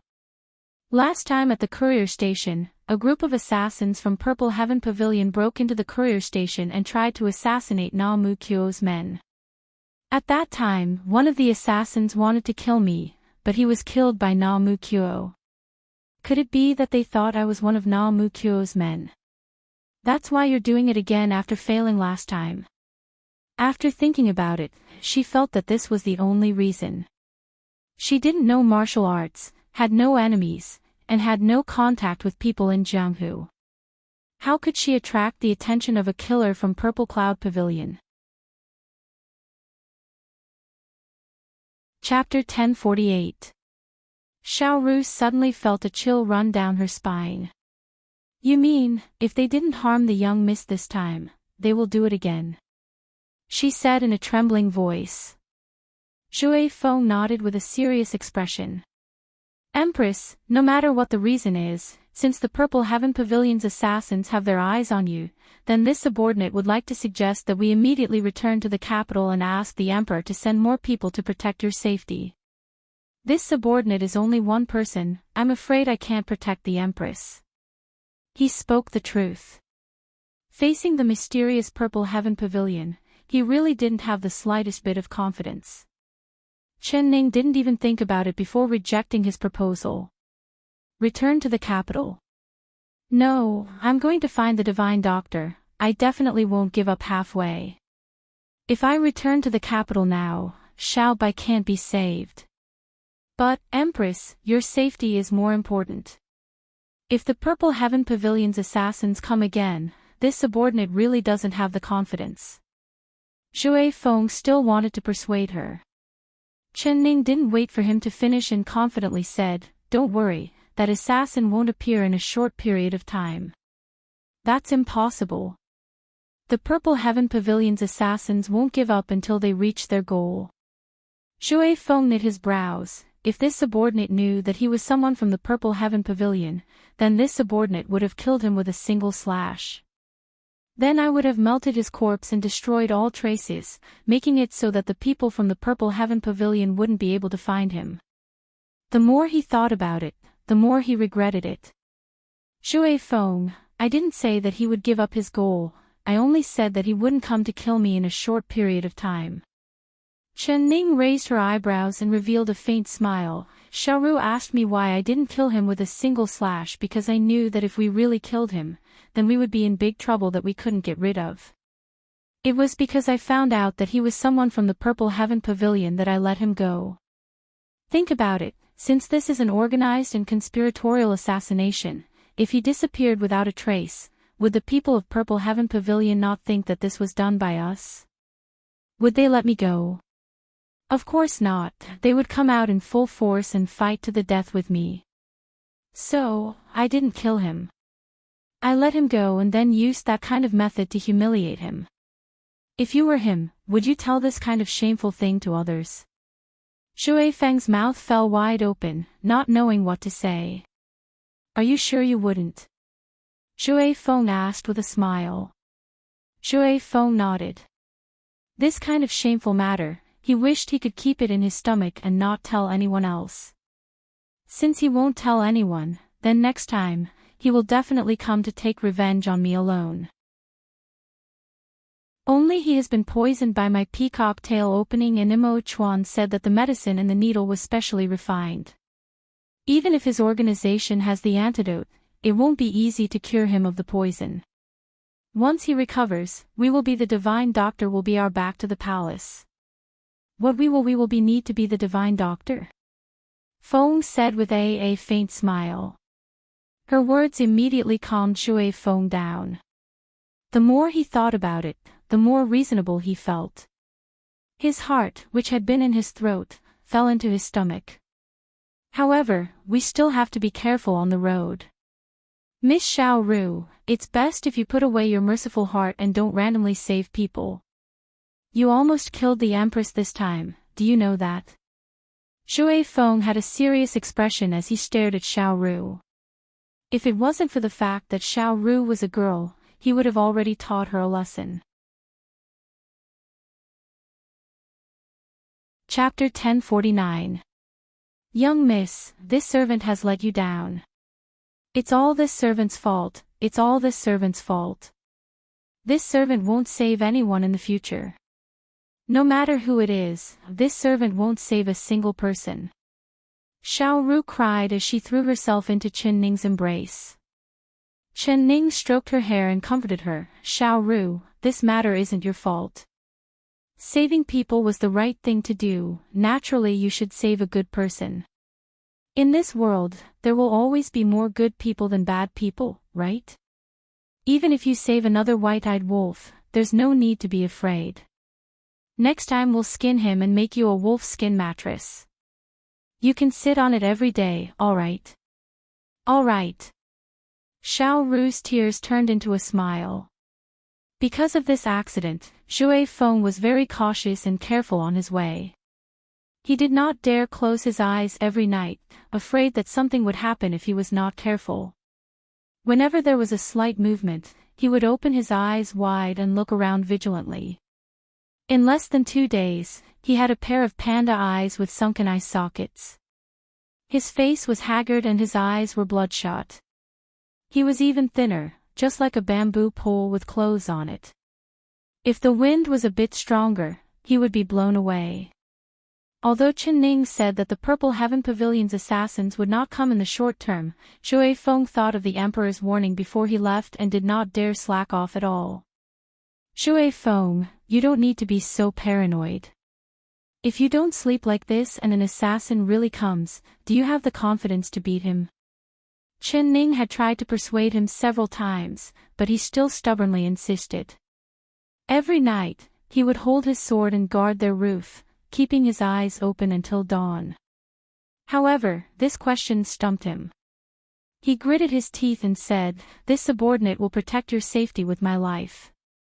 Chen Ning couldn't help shaking her head. Zhui Feng's wooden head really gave her a headache. He was loyal and meticulous, but if he was too rigid and stubborn, he would be pedantic.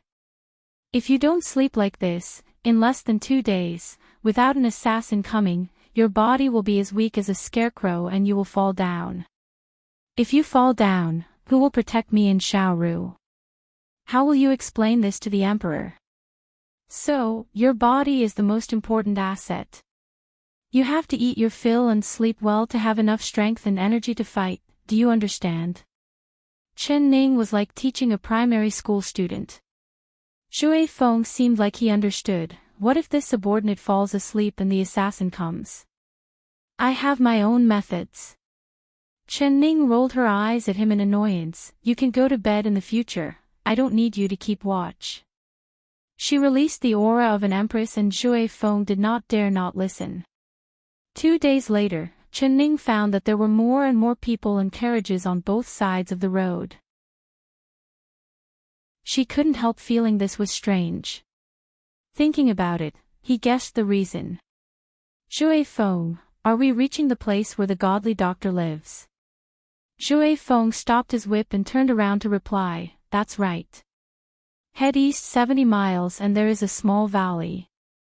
The godly doctor's medical hut is inside and these people should be going to find the godly doctor to cure them. Xiaoru looked at the endless stream of carriages and people and couldn't help clicking her tongue. She called out, then let's hurry over. Seeing that they were about to reach their destination, Zhui Feng became excited. He raised his whip and drove the carriage quickly, passing several carriages in a short while. Chapter 1050. Looking forward, there was a long line of carriages that they couldn't see the end of. Moreover, after waiting for a long time, the carriages in front of them did not move at all. Zhui Feng couldn't help saying, this subordinate will go ask around and see what is happening in front. Chen Ning nodded. Zhui Feng jumped off the carriage and used his qinggong to run forward. Not long after, he ran back with a strange expression on his face. What is happening in front? Is the road collapsing and is there a roadblock? Chen Ning asked. No. Zhui Feng shook his head, these people are all here to see the divine doctor. Xiaoru took in a cold breath, that many. She stood on the carriage and stood on her tiptoes to look forward. She saw a long line of carriages that stretched far into the distance and she couldn't see the front at all. Not to mention the divine doctor's medical hut, there wasn't even a shadow of a mountain valley to be seen. Are all these carriages lined up? Chen Ning asked. Shui Feng nodded. That's right, this subordinate ran to the entrance of the mountain valley in one breath. With a rough estimate, there are at least 2,000 carriages lined up in front of us. This subordinate asked the people in front of us and they said that they have been lining up for 3 days and 3 nights, but the divine doctor's speed is very fast. The people lining up at the entrance of the mountain valley should be here in another half a day. Over 2,000 carriages. Why are there so many people here? Xiaoru gave a surprised cry as her mouth opened wide. Then she became depressed. Young miss, how long do we have to line up for? Do we have to wait here for 3 days and 3 nights as well? The divine doctor is very famous, there are people coming from all over to see him every day. No matter what time they come, they have to line up to see him. Even if we wait for 3 days and 3 nights, we don't know if we can invite the divine doctor. Shui Feng looked at the long line of carriages and gave a long sigh. He didn't have much confidence in his heart and now his hopes were even slimmer. There were many people coming from thousands of miles to see a doctor, but they wanted to invite the divine doctor to the capital city. They came empty-handed and they didn't even bring a gift. It would be strange if they could invite the divine doctor. Miss Chen, this subordinate thinks we should prepare a gift.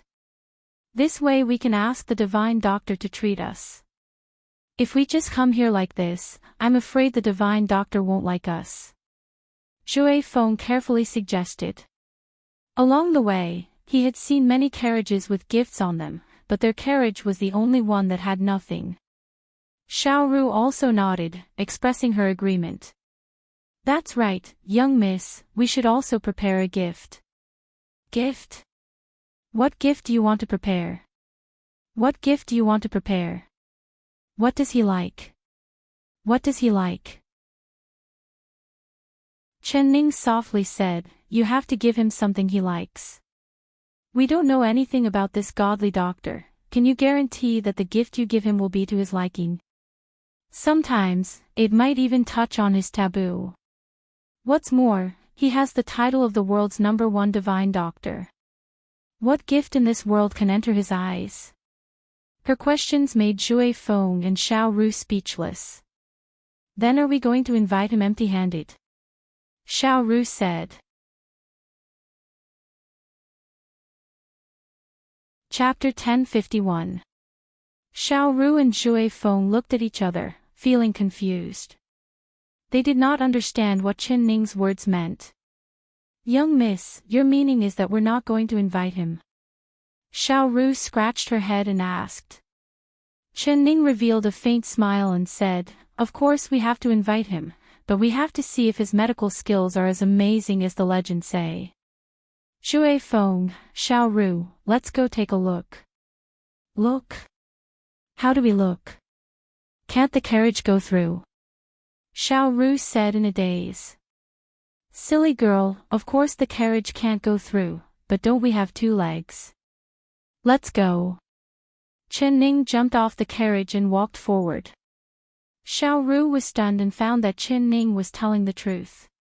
She gritted her teeth and jumped off the carriage, closely following behind Chen Ning. Shui Fang's eyes swept over the carriage. He put his bag on his back and followed. The 3 of them followed the long line of carriages. They didn't need to ask for directions, they just needed to follow the direction of the carriages. The carriages were very long and Shui Feng wanted to use his qinggong to carry the 2 of them. With his qinggong, it wouldn't take long for them to reach the valley, but Chen Ning rejected him without any hesitation. She would rather walk like this. Along the way, they could hear quite a few stories about the godly doctor from the people who came to see them. It was just that those people were talking about him as if he was an immortal in the heavens. Along the way, they had heard more than a dozen examples of him curing people to death and reviving bones. When they first heard it, Xiaoru's mouth turned into a circle and she did not close it at all. She kept letting out exclamations, really? This is too mysterious. Hearing this, even the alarmed Xiao Ru became expressionless. Young miss, why does this servant feel like this godly doctor is a swindler the more I hear? Xiao Ru couldn't help whispering as she revealed a look of doubt. Chen Ning's lips couldn't help twitching. Tell me, why does he seem like a swindler? Xiao Ru said, that person just said that the godly doctor can cut open a person's chest and dig out the heart before putting it back. If a person doesn't have a heart, wouldn't they die immediately? This servant doesn't believe it. How could there be this kind of medical skill in this world? Her face was filled with disbelief. Chen Ning did not say anything before Zhui Feng said, this subordinate also doesn't believe it. Some people said that the godly doctor cut open a pregnant woman's stomach to take out the fetus. Once the stomach is cut open, how could a person survive? Can't believe it, can't believe it. The rumors of the swindler really are all exaggerated. His face also revealed a look of disapproval. Chen Ning said with a faint smile, the medical skills you're talking about, I've seen it with my own eyes. If this divine doctor really has this kind of skill, then he really can be called the #1 divine doctor in the world. She looked to the front and she had her eyes. This was because some of the cases mentioned by the crowd were indeed unimaginable to them, but as someone who came from the modern era, she didn't find it surprising at all. Feng. Yun Xiao Xiao Feng was not other words. A doctor would not have thought. Could it be that the #1 genius doctor in the world was like him, a transmigrator from the modern world? If that was really the case, then it would be more hopeful for her to ask him to return to the capital to save the people. Seeing that they were both transmigrators, he couldn't very well reject her request, right? Chapter 1052. Chen Ning secretly laughed at her own whimsical thoughts. Xiao Ru and Zhui Feng were shocked speechless by her. The two of them stared at her. After a while, Xiao Ru swallowed a mouthful of saliva and said, young miss, have you really seen this kind of medical skill before? Cutting open a person's stomach to take out a baby. Is that baby still alive? Chen Ning nodded, but she didn't say anything else. She knew that in the eyes of the people of this era, surgery from the modern era would definitely be considered shocking. The three of them walked until dusk before they finally saw the valley in front of them. There were still carriages lined up at the entrance of the valley. They continued to follow the carriages into the valley. This was a small valley surrounded by mountains on 3 sides. It wasn't too big, but the environment was very quiet. The sunset shined on the side of the mountains, covering the entire valley in a light red veil. The little valley was covered in a faint red mist. Looking into the distance, the scenery was very beautiful. So beautiful. Xiao Ru couldn't help praising it. Chen Ning also felt relaxed. She secretly thought that the godly doctor had chosen a good place, it was simply a paradise. Once she stepped into the valley, she felt that the air was very fresh. Taking a deep breath, her chest felt very comfortable. Her entire heart calmed down and she felt an indescribable sense of comfort. She looked around and saw that the valley was surrounded by medicine gardens. There was a blue stone path in the middle that led into the depths of the valley. She could see several cottages at the end of the stone path that were bathed in the light of the setting sun. It could be assumed that those cottages were the godly doctor's medical hut. All of the carriages were parked at the entrance of the valley. The blue stone path from the entrance to the medical hut was filled with people waiting to see the doctor. With a single glance, there were at least several hundred people. The strange thing was that everyone was silent. Other than the chirping of birds, there was no sound of people in the entire valley. Xiao Ru had many questions she wanted to ask, but seeing that the people in the line were all silent like mutes, she didn't dare say anything. She could only secretly pull on Chen Ning's sleeve. Young miss, why aren't they saying anything? Are they all mutes? She was still a child and couldn't hold back her words. Hearing this, Chen Ning couldn't help glaring at her. She didn't even have time to scold her before someone heard Xiao Ru's words. Little miss, is this your first time coming to the Godly Doctor Valley? An old man in the line smiled as he spoke. Not only was he not angry, his expression was very kind. His voice was very low, it was clearly he had lowered it on purpose. Xiao Ru stuck out her tongue and said in an embarrassed voice, "I'm sorry, old uncle, I didn't do it on purpose." How did you know it was our first time here? I didn't mean it. She also lowered her voice and said. The old man smiled and said in a low voice, "Because you don't know the rules of this valley, the Godly Doctor doesn't like people making noise. He likes silence, so all of us who live in the nearby villages know about it. Everyone spread the news to 10 to 100, so those who come to see the Godly Doctor don't talk loudly, so as not to disturb the Godly Doctor. So it's like this. But since we're so far away, it shouldn't be a problem for us to whisper here, right?" Xiao Ru stuck out her tongue and looked at the medical hut in the distance.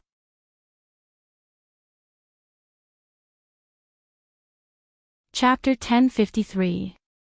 Chen Ning revealed a faint smile and said, "Many thanks for the old uncle's advice. This is indeed our first time coming to the Godly Doctor Valley, but this little girl still has a matter to ask the old uncle. I hope the old uncle can give me a pointer or two." The old man saw that she was elegant and had a soft voice. His heart already had a good impression of her. With a smile, he said, "Miss can ask away. I've heard that this Godly Doctor doesn't treat people of high status, people he doesn't like, and people who are skilled in martial arts. Is that true?" The old man nodded and said, "That's right, it's true." Chen Ning's eyes swept over the long line of people. Although she didn't know martial arts, she could still see that there were quite a few Jianghu practitioners in the line. There were even some people who were wearing rough clothes, but their waists were round and their faces were oily. With a single glance, she could tell that they were people who lived like princes. The old man followed Chen Ning's gaze and understood her meaning. He lowered his voice and said, "Miss, even if these people line up in front of the medical hut, the Godly Doctor will not treat them. No matter how much money they give, the Godly Doctor will not even pay them a single glance." Chen Ning asked in a strange voice, "Why is that?" "Since the Godly Doctor has the title of the #1 Godly Doctor in the world, doesn't he study medicine to save people? How did the officials, nobles, and people who know martial arts offend Sir Godly Doctor?" When the old man heard this, he looked over Chen Ning. Chen Ning had a natural expression as she let him look at her. She was wearing simple clothes, but she had an outstanding aura and grace. She was completely different from the people around her. The old man was very knowledgeable, so he could naturally see that she was not a normal person. He gave a sigh and said, "Miss, you don't need to hide it. Tell me the truth, are you also from an illustrious official family?" Chen Ning knew that she couldn't hide it from him, so she nodded. Old uncle's eyes are truly sharp. "Then, young lady, are you going to treat yourself, or are you going to treat the maidservant beside you? If it's you, this old man advises you not to waste time lining up. If it's your maid or manservant, the Godly Doctor will treat them. This little girl isn't treating myself, I just don't understand why the Godly Doctor would set down these 3 strange rules. Old uncle, can you tell me a thing or two?" Chen Ning politely asked. The old man didn't want to say it, but seeing Chen Ning's dignified expression and gentle voice, he didn't have the heart to reject her. "Young lady, you are a foreigner. Speaking of this matter, not many of our local residents know about it. However, this old man just happened to be from the same village as the Godly Doctor's mother, so I know the whole story. Speaking of which, this is something that happened many years ago." He sighed softly and raised his head. His pair of old eyes looked at the medical hut in the distance. Looking at the smoke rising from the chimney above the medical hut, he sank into memories of the past. Chapter 1054. Chen Ning asked, "What kind of uproar?" The old man gave a sigh and said, "That year, she was suddenly found out by her parents that she was pregnant and it had already been 3 months. She was an unmarried girl, but she suddenly had a child in her stomach. Her parents flew into a rage and forced her to tell them who the father of the child was. If she didn't tell them, they would beat her to death to clear up the family's name. The people in the village were even more noisy, suggesting that they should drown her in a pig cage. She couldn't resist and told her parents the name of the father of the child in her stomach.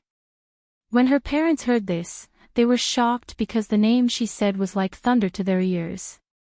It could be said that no one didn't know his name.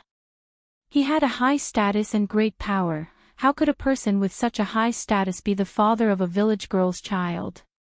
Her father did not believe her and kept asking, even using the life of the child in her stomach to interrogate her, but she insisted that the child's father was this person.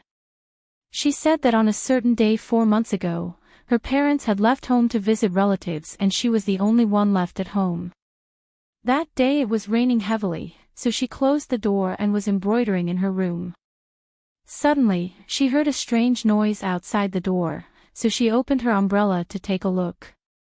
She suddenly saw a wet young man come in from outside the door.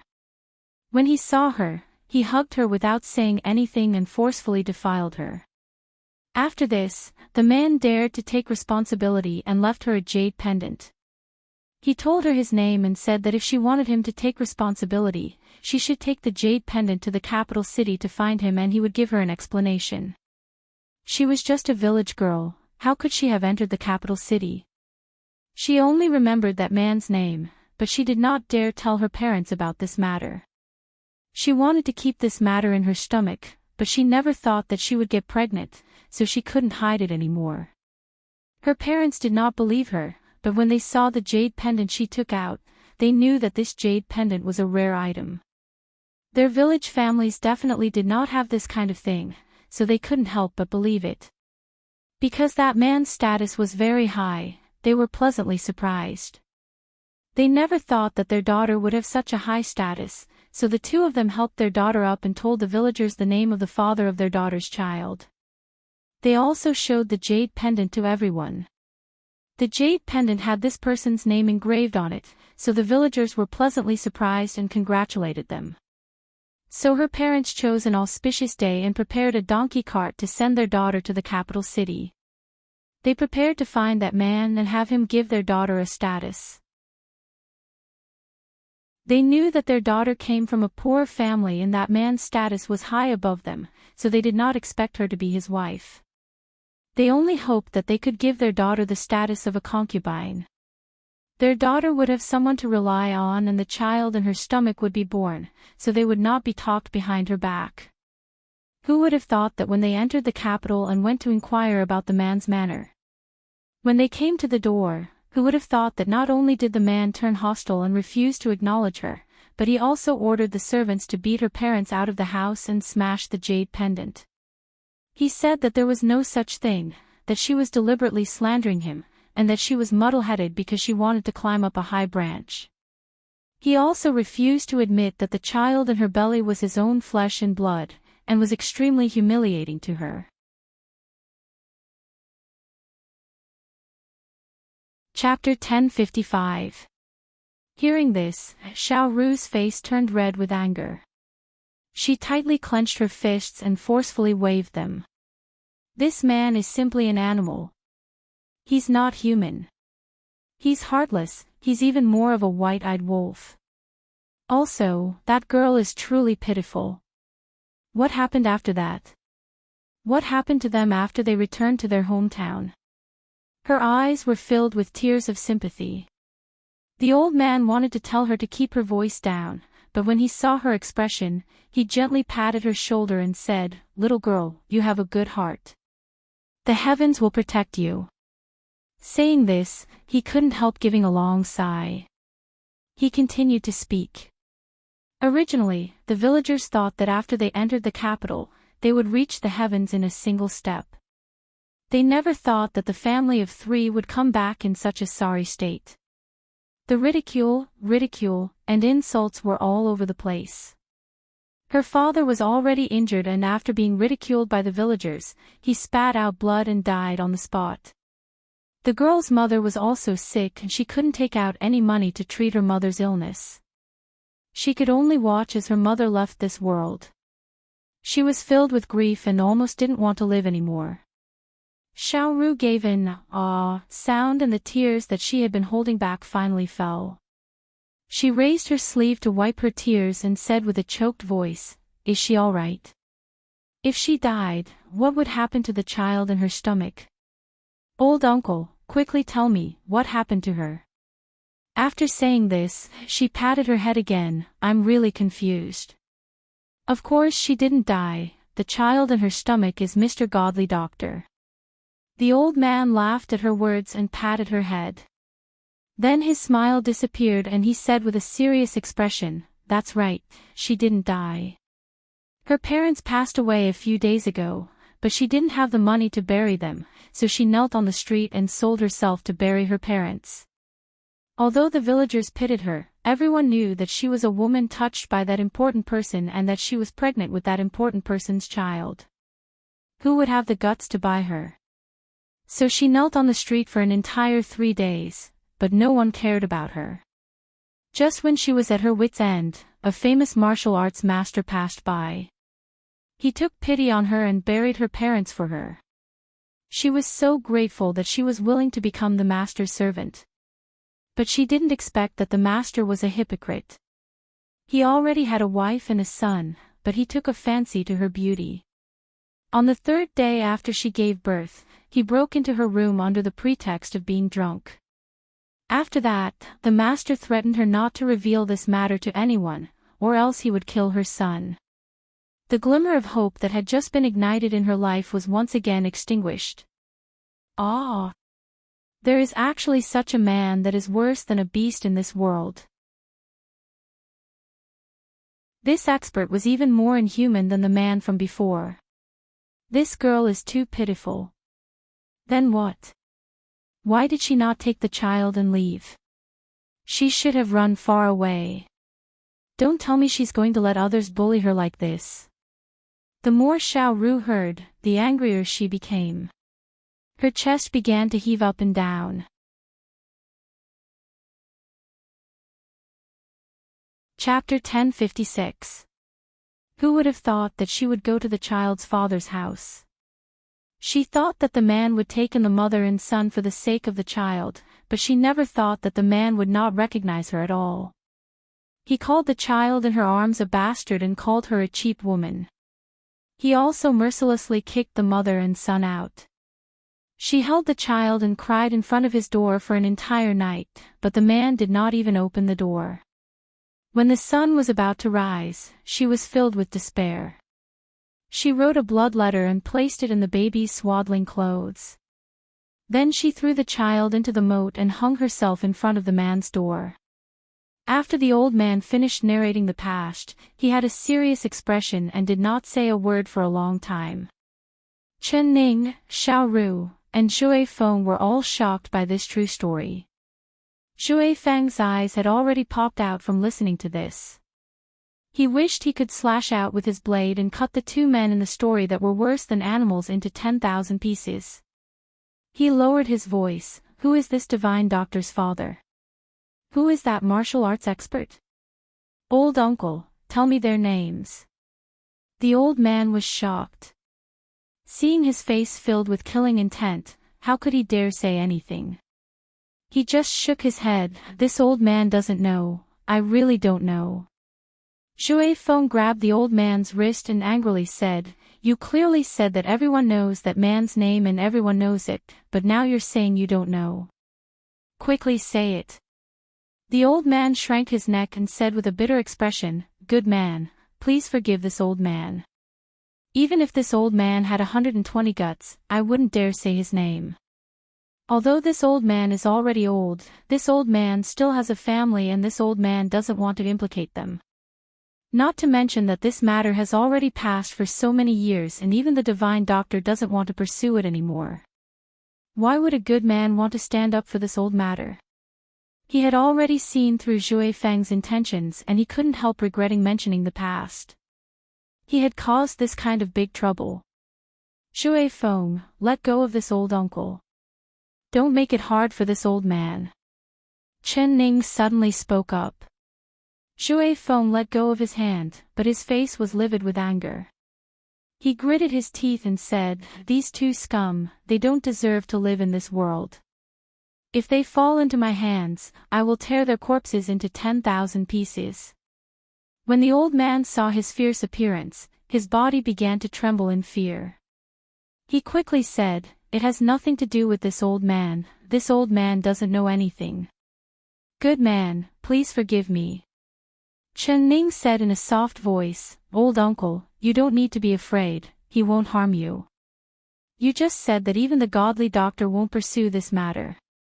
This means that the godly doctor knows who the expert who harmed his mother was, right? You said that he was thrown into the moat, so how was he saved? How did he learn such good medical skills?" The old man was scared stiff by Zhui Feng and could only shake his head.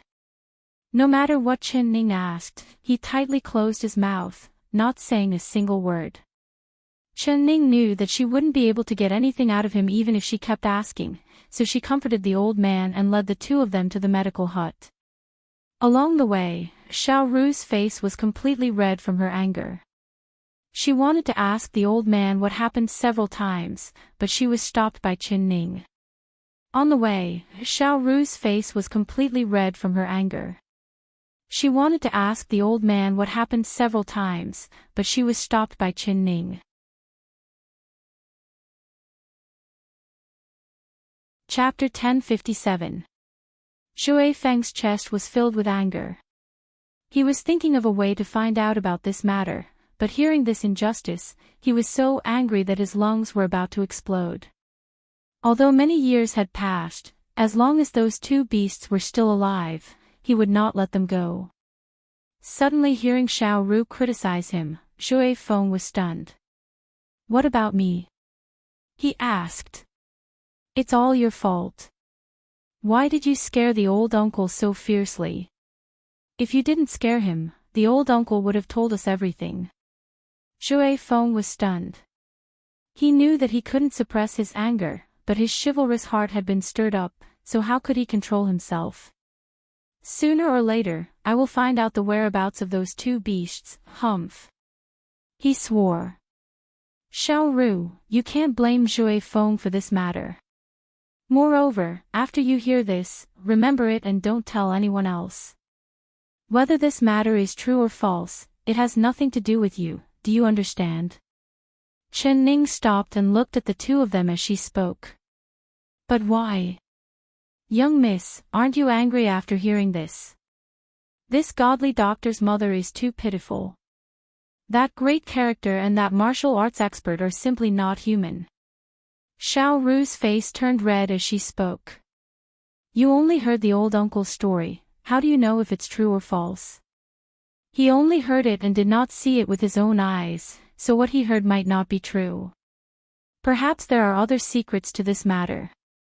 When Chen Ning heard this, she was also as angry as Xiao Ru. But when she calmly thought about it, she found that the matter was not as the old man said. If those two men really were scum of the world, with the godly doctor's current status, it would be easy for him to take revenge. He didn't even need to personally make a move. As long as he moved his mouth, there would be many people willing to take revenge for him. "Young miss, you mean that the old uncle was lying to us? His story wasn't true?" Xiao Ru's eyes opened wide. Chen Ning shook her head and said, "He was telling the truth, he wasn't lying to us on purpose. But the story he told was not something he saw with his own eyes. He stayed in the village the entire time, so how did he know what happened to that girl in the capital city? He only heard it from others. 1 spread to 10, 10 spread to 100, and this was the version that reached his ears. As for the truth of the matter, only the person involved knows. So, you better control your mouth and your hands. You can't speak nonsense and you can't act rashly. She looked at Shui Feng with a faint gaze, with a warning look in her eyes. Shui Feng's body turned cold and he said in a low voice, "Yes.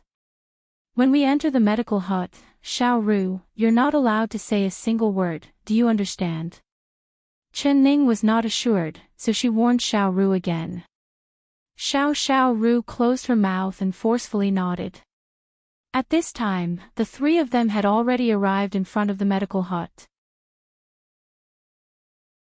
They saw a small courtyard surrounded by a low fence and there were several simple thatched huts in the courtyard.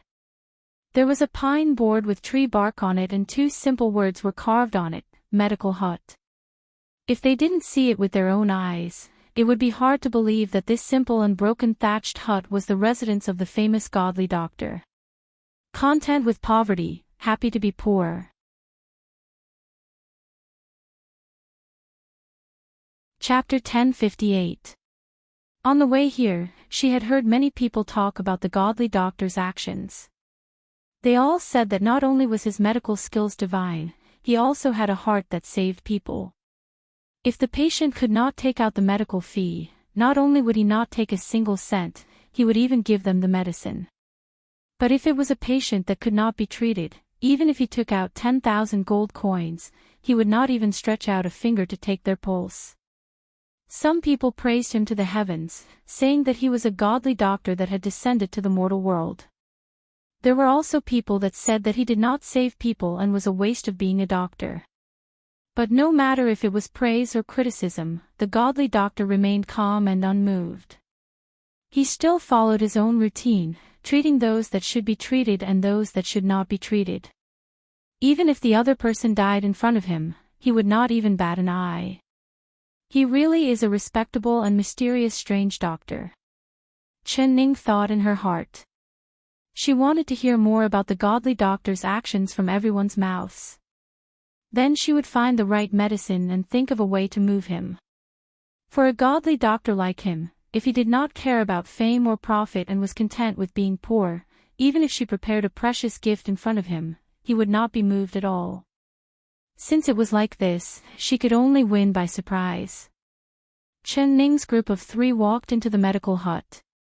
They saw that the small courtyard was divided into two and both were filled with medicine. There were a total of 5 grass huts in the courtyard and a long line of people lined up in front of the middle grass hut. "Hey, you three, did you get your number? You can't cut in line here." Suddenly, someone spoke to them from the side. Chen Ning looked over and found that there was a bamboo table beside the courtyard door. Behind the table was a 13-14-year-old young man who was looking at the three of them with a suspicious gaze. "Do we need to line up here?" Chen Ning asked. "Of course, first come first served. If you don't have a number, then take this and come in when it's your turn." The young man picked up a pen and wrote down a number before handing it over to Chen Ning. Chen Ning did not take the paper and shook her head with a smile. "Little brother, we are not here to see the godly doctor." "Not here to see a doctor? Then what are you here for?" the young man asked in a strange voice. "We heard that Mr. Godly Doctor's medical skills are divine and can bring the dead back to life, so we came here to see Mr. Godly Doctor," Chen Ning said. The young man gave an "oh" sound and then waved his hand and said, "My master will not see you. He is very busy and does not have time to see guests, so you should all go back." "So you're saying that little brother is Mr. Godly Doctor's disciple?" Chen Ning said with a faint smile. "I'm not really master's disciple. I'm only responsible for running errands and brewing medicine. I'll have to wait at least 3 years for master to accept me as a disciple." The young man looked depressed. "Then can I ask how long has little brother been here?" Chen asked again. "I've been here for 3 years and 6 months, but master said that my foundation is not stable yet, so I can't learn medicine from him." When the young man heard Chen Ning's pleasant voice, he couldn't help looking up at her. Seeing her beautiful and picturesque appearance, he was stunned. He had seen countless patients who came to see him, but this was the first time he had seen a girl with such an outstanding appearance like Chen Ning. His face turned red and his heart began to beat faster. "Little brother, if you want to learn medicine from Mr. Godly Doctor, what are the requirements?" Chen Ning seemed to have thought of something and her heart skipped a beat.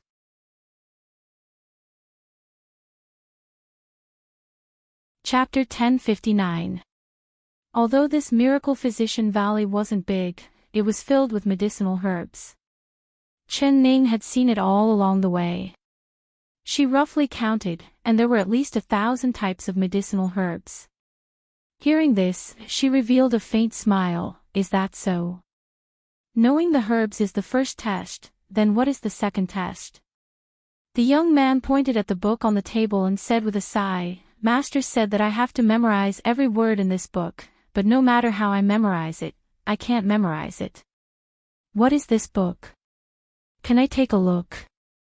Chen Ning said in a warm voice. If it was anyone else, the young man would have refused without any hesitation. But he could not refuse Chen Ning's smiling eyes. He hesitated for a bit before saying, "This is a book that explains acupuncture points. If you haven't studied medicine, you won't be able to understand it." Chen Ning smiled and nodded. She took the book and flipped through a few pages before she had an idea in her heart. The names of the acupuncture points in this book were similar to the ones in the medical book she was reading, but it was more detailed.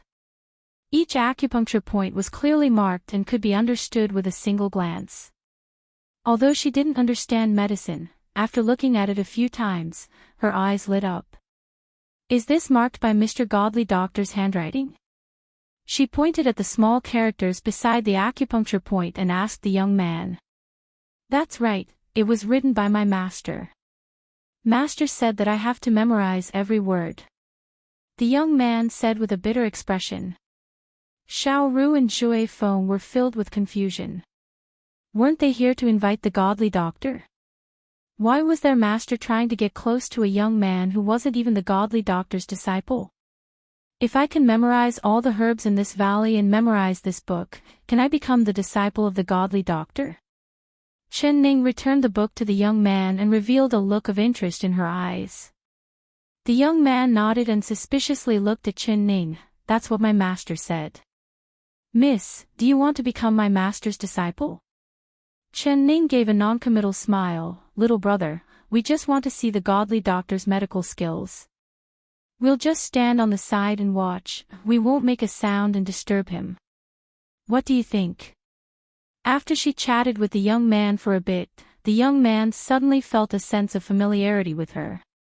If she had made this request in the beginning, the young man would have rejected her without any hesitation, but now he was a bit embarrassed and scratched his head. "All right, then you can't make a single sound. My master doesn't like people talking or making a ruckus when he's seeing a patient. If you annoy my master, I'll be implicated."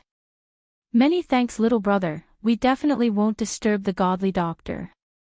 Xiao Ru smiled at the young man. She smiled and said, Xiao Ru, Ning." Xiao Ru couldn't help rolling her eyes at this young man. She thought, there are a lot of people who have lost their souls after seeing the young miss, but it's rare to see someone as young as you. Chen Ning walked over to the grass hut in the middle. Zhui Feng followed behind her and suddenly lowered his voice.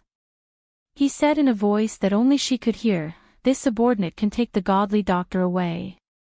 The people here don't know any martial arts, so no one can stop this subordinate." Hearing this, Chen Ning suddenly stopped and turned around to look at Zhui Feng. Zhui Feng felt strange looking at her and his heart felt weak. Chapter 1060. Chen Ning let out a long sigh and said in a soft voice, "Zhui Feng, is your head made of wood?" Zhui Feng was stunned. Xiao Ru couldn't hold it in. She wanted to laugh, but looking around, she didn't dare laugh. She used her hand to cover her mouth and let out a choking sound. Zhui Feng's face turned red as he said, "Did this subordinate say something wrong?" Chen Ning gave a sigh and said in a low voice, "Use your brain to think. What kind of person is the divine doctor? If a random person who knew martial arts came and kidnapped him, would he still have such a big reputation? Do you think his 3 incursions are a joke? Without my orders, you're not allowed to do anything, do you understand?" Although her voice was low, her tone was very strict. Shui Feng's face turned red as he said in a low voice, "This subordinate will obey." Chen Ning no longer paid attention to him. She turned around and walked in front of the grass hut. She stood outside the door and looked in. The grass hut was not big and was divided into 2 rooms. The outer room had a row of patients and the inner room was the divine doctor's room. The door and windows were open and Chen Ning could see a young man wearing linen clothes sitting by the window, currently taking the pulse of a patient. Chen Ning couldn't help being stunned. Could this linen-clothed young man be the world's #1 divine doctor? If it really was him, then wasn't he too young? Only half of the linen-clothed young man's face was revealed, but from this half of his face, she could see that this young man was only around 20 years old. His eyebrows were thin and his eyes were bright. He looked elegant and refined, like he was floating in the air. Xiao Ru and Jue Feng were also stunned. The 2 of them rubbed their eyes at the same time and looked over at the young man. They did not believe that the person taking the pulse of a patient by the window was the famous divine doctor. This young man must be the divine doctor's disciple. As the world's #1 divine doctor, he could not be this young. The 2 of them looked around the room a few times and found that other than this young man, there were 2 17 to 18-year-old juniors standing behind the linen-clothed young man. They had respectful expressions and were very well behaved. They were stunned again. Looking at the 2 juniors, it was like a disciple talking to his master. Could this linen-clothed young man really be the divine doctor? The 2 of them immediately looked over at Chen Ning. They were both thinking in their hearts that this divine doctor was this young, he definitely did not have any skills. It looks like we've come here for nothing. Shui Feng was even more disappointed. In his impression, a godly doctor should have a long beard and a sage-like appearance. How could it be this little brat in front of him who hadn't even grown his hair yet? Even if this brat started studying medicine when he was still in his mother's womb, how many books could he have read? What qualifications did he have to be called the #1 divine doctor in the world? He wasn't even worthy to be called the #1 divine doctor in the world. Among those experienced imperial physicians in the imperial hospital, which one of them had not been practicing medicine for decades? Which one of them had out a white beard? In Jue Feng's impression, only the color of the beard and hair represented the depth of knowledge. The lighter the color, the deeper the knowledge. Jue Feng's eyes were filled with disdain as he looked at the linen-clothed youth. If it wasn't for Chen Ning standing there without moving, he would have turned around and left, not wanting to stay here for another moment. Chen Ning stared at the hemp-clothed youth taking the patient's pulse without blinking.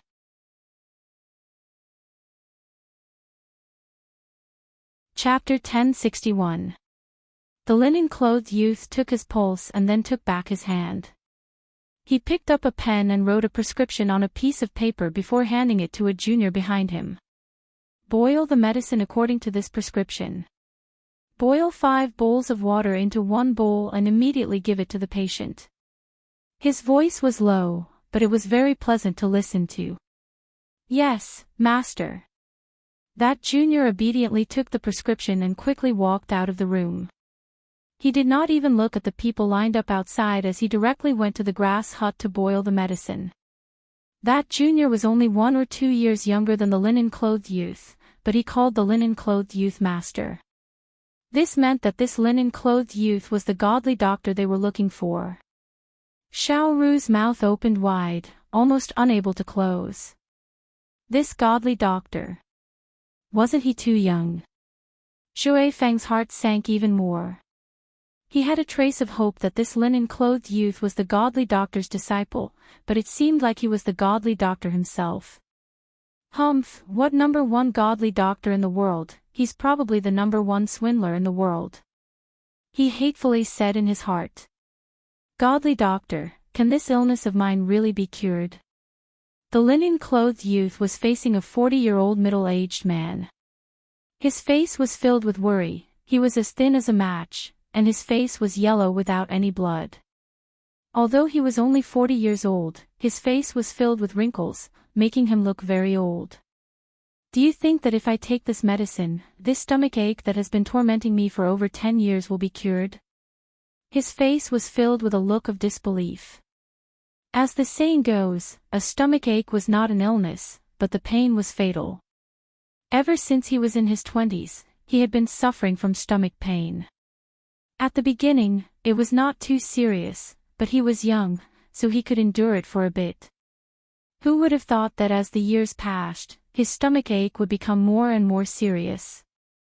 Not only was he suffering from this illness, his body was also becoming weaker and weaker. The linen-clothed youth nodded and softly said, "You don't have any serious illnesses, it's just that there are too many bugs in your stomach. Once you take this medicine and get rid of the bugs in your stomach ache will be cured."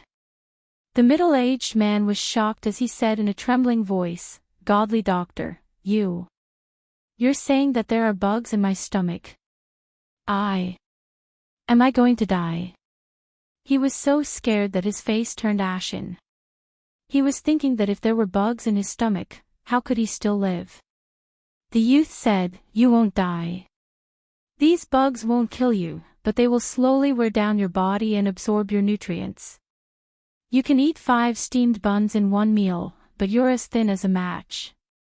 In fact, everything you eat is absorbed by the bugs in your stomach. Once you get rid of the bugs, your body will slowly recover. You'll quickly regain your strength and become strong." He seemed to be very patient. His explanations were very precise and easy to understand. Even the patients around him who did not know anything about medicine could understand and nodded their heads repeatedly. Moreover, his attitude towards the patient was very natural and there was not the cold at all of it. He was very friendly and he looked at the patient and said, "Master, the medicine has been prepared." The young man from before came in with a bowl of thick medicinal soup. "Yes, give it to him. Take it while it's hot," the youth in linen said. The middle-aged man's hands trembled as he received the bowl of medicine. When the medicine cooled down, he steeled his heart and drank it in one gulp. Everyone's eyes stared at him.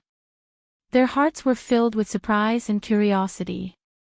This was the first time they had heard of a person having bugs in their stomach, but this was a diagnosis from the godly doctor's mouth, so everyone believed it without a doubt.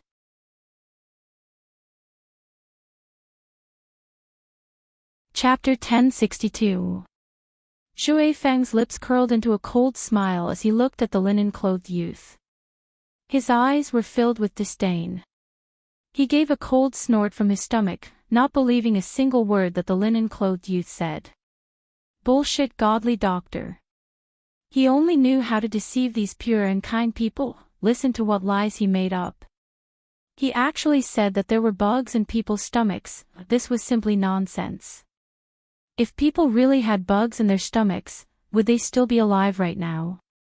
Their intestines would have already been bitten by bugs and they would have died. He did not say a single word, preparing to expose this godly doctor's lies at any time. My stomach hurts. Hurts. It hurts so much. The middle-aged man had not taken the medicine for long before his face suddenly changed. He bent down and hugged his stomach, rolling on the ground in pain. Ha! Seeing this scene, everyone stood up simultaneously with a look of surprise on their faces. Shui Feng gave a cold laugh. What killing bugs, this was clearly killing people. Mingyu, help him to the guest room in the back courtyard. The linen-clothed youth calmly said to the junior. Then his eyes swept over the patients in the outer room and he said in a soft voice, "Next." The middle-aged man on the ground was helped out by the junior called Mingyu. His face had a painful expression and large drops of sweat fell from his forehead, not even being able to stand up straight. The patients watched him leave, their hearts on tenterhooks. Some people did not understand what a guest room was and couldn't help asking in a small voice, "What kind of place is a guest room?" "Stupid, a guest room is a toilet." Someone rolled his eyes at him. That person suddenly realized. "Godly doctor, please help me cure this illness. I simply don't want to live anymore." The person sitting in front of the linen-clothed youth was a veiled girl. She spoke with a sobbing tone and a tender voice, sounding very young. The linen-clothed youth looked at her. "Take off your veil." The girl's body trembled. She looked at the people in the outer room and hesitated without moving. "Godly doctor, your medical skills are this high, can you take my pulse?" she said in a timid voice. The linen-clothed youth softly said, "Look, listen, question, and feel the pulse." When a doctor sees a patient, the first word is to look. The so-called look is to look at your complexion. This girl does not want this one to look at your complexion, so how can I diagnose your illness? The girl hesitated again. Shui Feng's heart filled with disdain towards the linen-clothed youth. This genius doctor was clearly a lecher. When he was treating the middle-aged man, he felt his pulse. When it was this young lady's turn, he forced her to take off her veil to look at her face. If this wasn't lecherous, then what was it? "If you are not willing to take off your veil, please forgive me for not being able to diagnose you. Please go back." Next, the youth in linen clothes said expressionlessly. The lady was extremely embarrassed. She saw that everyone was looking at her with a reproachful gaze. Then, she saw another patient walking closer. Helpless, she gritted her teeth and took off her veil. "Ah!" Cries of surprise rang out from the surroundings. Everyone's eyes were fixed on the girl's face, and their faces revealed expressions of pity and curiosity. The girl's face turned red, and she lowered her head in front of everyone's strange gazes. Tears welled up in her eyes, and she bit her lips to prevent herself from crying out loud. Feng was stunned.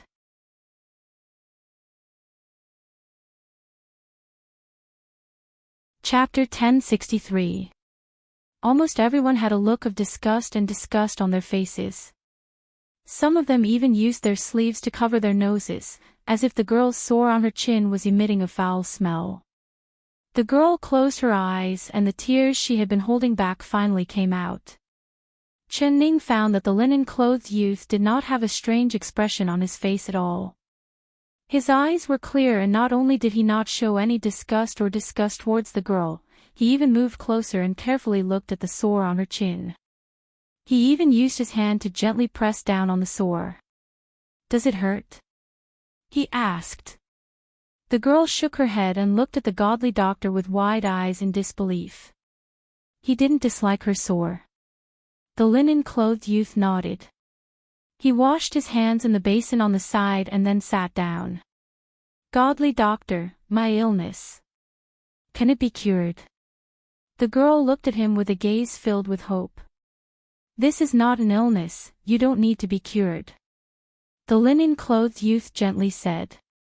The glow on the girl's face dimmed and she said in a stunned voice, "It's not an illness." The linen-clothed youth nodded. "This sore has been around for a year. You had a serious illness a year ago and after you recovered, this sore grew, right?" "Yes. That's right." "Godly doctor, how did you know?" The girl's eyes opened wide in disbelief. The surrounding people also revealed looks of disbelief. Only Shui Feng gave a cold snort in his heart. He thought, this girl's acting skills are really good, she really knows how to act. This sore of yours came from that illness.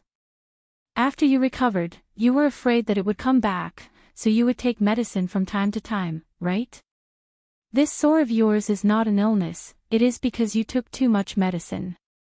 Medicine is 30% poisonous and this poison has been stored in your body, so it will come out through this sore. As long as you don't take any more medicine when you go back, this sore will be healed without any medicine. So, I won't give you a prescription right now because no matter what medicine you take now, it will only worsen your sore." The linen-clothed youth said this and the girl nodded. "Godly doctor, you're not wrong at all. I'm afraid of being sick, so whenever I feel uncomfortable, I'll take medicine. I never thought that eating too much medicine would make me like this." She felt more regretful the more she thought about it and began to cry again. "After your sore heals, there will be a large scar on your face. I have a tube of ointment here that can remove scars. If you want to use it, you can give it a try," the linen-clothed youth said. The girl's eyes lit up and she immediately said, "I'm willing to use it." "Godly doctor, how much does this ointment cost? Is it very expensive?" She couldn't help grabbing the purse in her hand as she nervously said. The linen-clothed youth looked at her and said in a nervous voice, "God doctor, it of the purse and he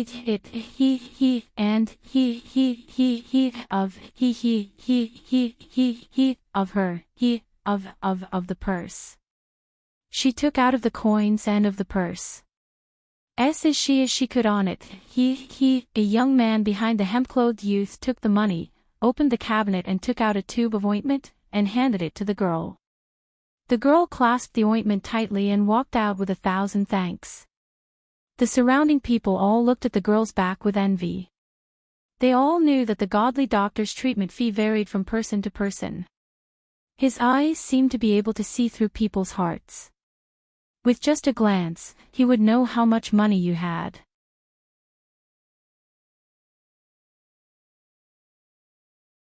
Chapter 1064. Everyone knew that the godly doctor had the 3 don't treat rule. As long as a patient fell into one of these 3 rules, the godly doctor would not save them. So there were many nobles and Jianghu people that would disguise themselves and pretend to be poor people to seek treatment. However, under the godly doctor's sharp eyes, they could not hide anything. They came by luck, but returned with disappointment. As long as the godly doctor made a move, there was no illness that he could not cure. Even if he offered money, he would not hesitate at all. Just like that girl's ointment, it had such a miraculous effect, how could it only be worth 10 copper coins? The godly doctor's eyes swept over and knew that the girl was embarrassed, so he only asked for 10 copper coins. Perhaps these 10 copper coins wouldn't even be enough to buy the residue of the ointment. So everyone was envious of that girl's good luck. Zhui Feng saw this and couldn't help muttering in his heart, "Humph, fishing for fame, no wonder he has such a big reputation." He did not know why, but he did not like this linen-clothed youth at all. He always felt that he was a hypocrite and was exaggerating. He could not see any high-level medical skills at all.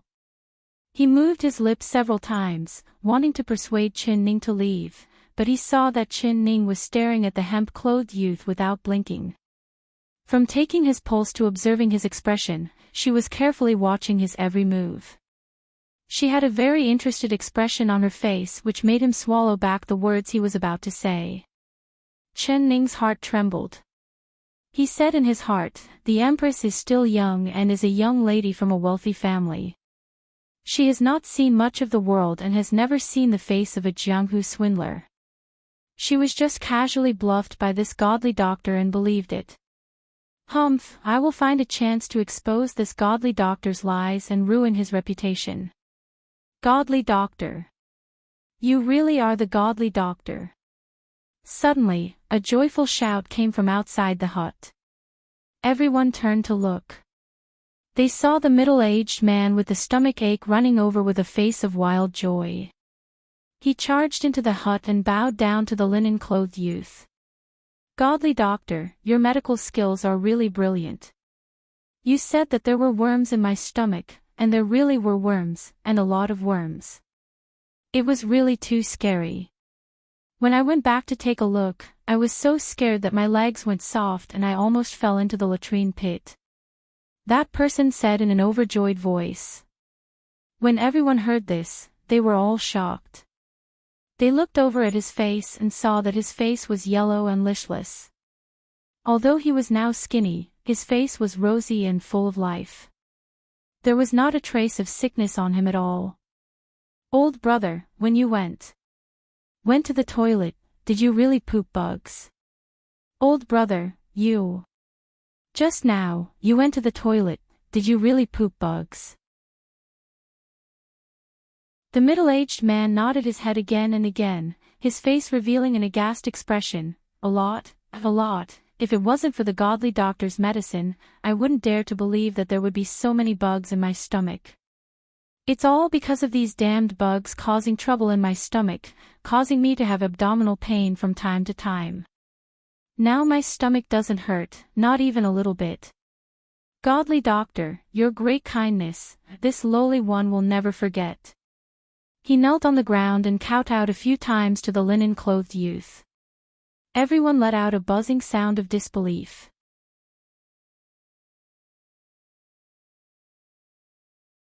Chapter 1065. Shui Feng hesitated a bit before following behind those people to see what was going on. After a while, he was the first to come back. His face looked like he had eaten shit, it was very ugly. When he thought of what he had just seen, his throat felt itchy and he almost vomited. If he hadn't seen it with his own eyes, he would never have thought that this person's stomach would have bugs. Moreover, they were densely packed like dozens of white earthworms. Ugh! Shui Feng's chest turned over and he quickly used his hand to cover his mouth. He suppressed that disgusting feeling with great difficulty. Impossible. This was definitely impossible. He definitely did not believe that these bugs really came out from the middle-aged man's stomach. Perhaps it was the genius doctor's disciple that put them in ahead of time to confuse everyone's eyes. He put on a good show to make everyone believe it was real. Right, it must be like this. Humph, he definitely could not fall for this genius doctor's trick. Genius doctor, why does this little one's stomach have so many bugs? This time the genius doctor has cured this little one, but what if this little one's stomach grows more bugs in the future? The middle-aged man asked with a face of worry. The linen-clothed youth asked, "Do you like to drink raw well water?" "That's right." The middle-aged man nodded. "Your illness is caused by drinking raw well water. There is a type of long worm that likes to lay its eggs in water. These eggs are very small and almost invisible. I guess you must have drunk well water that contains the worm eggs. That's why so many worms hatched in your stomach. In the future, you must remember to boil the well water before drinking. Then you won't get this illness again." After the linen-clothed youth finished speaking, the surrounding people couldn't help sucking in a cold breath. Most of them were villagers that lived nearby, so drinking raw well water was a common occurrence. Once they heard that there were bugs in the well water, they couldn't remain calm. "Genius doctor, I also drink raw well water every day. Do I also have bugs in my stomach?" Someone didn't care that it wasn't his turn yet as he stepped forward to ask. He had just personally seen the bugs coming out of the back courtyard and was incomparably shocked. Thinking about how his stomach also had these terrifying bugs, his face turned ashen and he couldn't even stand straight. There were quite a few people that had the same thoughts as him. They all swarmed forward and began to ask questions. "Everyone, don't make a fuss. If you disturb my master, no one will be treated today." When the genius doctor's disciple saw this, he stepped forward in front of the linen-clothed youth and spoke in a loud voice. Everyone instantly shivered. They immediately remembered that the godly doctor liked quiet and did not like noise. They immediately closed their mouths and couldn't help moving back.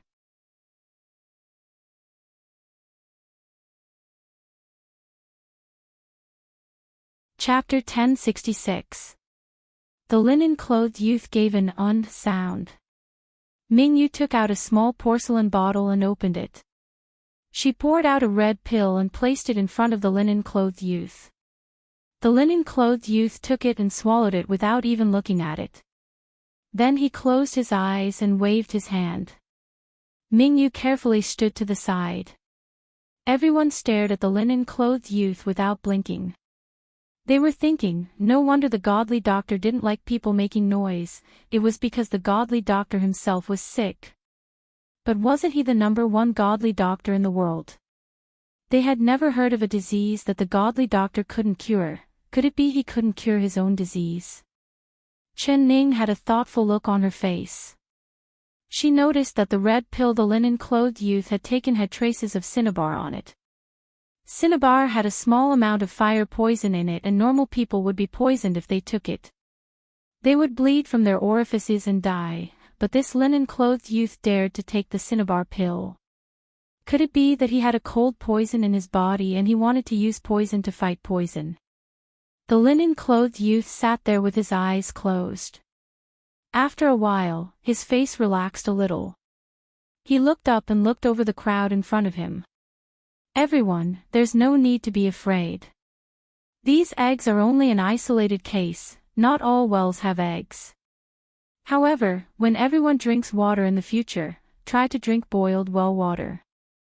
This way, you won't get sick easily and your body won't turn cold.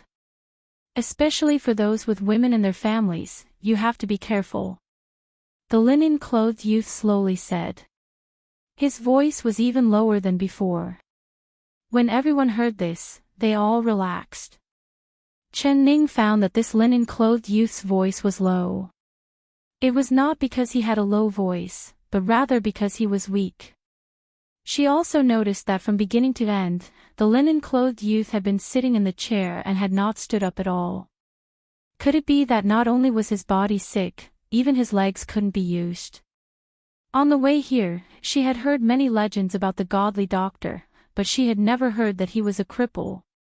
Next. The linen-clothed youth slowly spoke again. The patient next in line revealed a look of joy. He had waited for a long time and it was finally his turn. When he was about to go forward, he suddenly heard a weak voice say, "Big brother, can you let this old woman look first? I feel so uncomfortable that I want to die." The patient turned around and saw an old woman in her 50s standing behind her, trembling slightly with the help of a walking stick. "Auntie, you can look at the illness first, I can't sit or lie down. I can only wait a bit." The old woman thanked the person and said with a sigh, I can't sit or lie down with this illness, so I can only stand." The old woman thanked the person and said with a sigh. Hearing this, everyone's eyes opened wide in shock. Not being able to sit or lie, she could only stand. What kind of illness? The youth in linen clothes was not surprised, and his face was still calm. He took the old woman's pulse, closed his eyes, and fell into deep thought. "How long have you been sick?" After a while, he suddenly opened his eyes and asked. "About 7 or 8 days, the old woman said. "Did anything happen when you got sick?" The old woman's eyes were already completely red. It was clear that this illness had tortured her quite badly. She hadn't closed her eyes for several days. She had been in pain the entire time, but after hearing the linen-clothed youth's words, her old eyes couldn't help widening.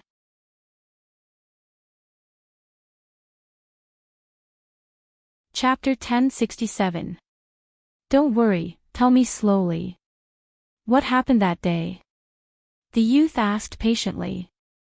Sigh, I'm getting old and my legs aren't as nimble as before. I wasn't paying attention and fell. It was just that this fall was a little heavy and it took me a long time to get up. From then on, I realized that I couldn't lie down or sit down. As long as I lie down or sit down, I'll be out of breath and cough non-stop. Godly doctor, can this illness of mine be cured? The youth didn't answer but asked, Did you just eat before you fell? The old woman's eyes widened in surprise. Yes, how do you know? The youth nodded. Auntie, I want to take a look at your illness. You might feel a little uncomfortable later. The old woman said, It's okay. I don't care as long as I can cure this illness. Mingyu, help this auntie lie down, the youth ordered. Miracle doctor, I can't lie down. Once I lie down, I might not be able to get up again, the old woman hesitated. Mingyu said, Auntie, don't worry. My master is here. He can cure any strange illness. Just listen to him. He helped the old woman lie down on the wooden bed next to him. The old woman lay down nervously. Everyone stared at her intently. They had never heard of or seen such a strange illness. Cough, cough, cough, cough. As expected, not long after the old woman lay down, she started coughing hoarsely. She took a deep breath and coughed so hard that she couldn't breathe. Her skinny hands grabbed her clothes tightly and her eyes rolled back. All right, Mingyu, help her up, the youth said. Mingyu quickly helped the old woman up and passed her the crutch. It was strange that the old woman stopped coughing after standing for a while. However, she looked even more dispirited and listless.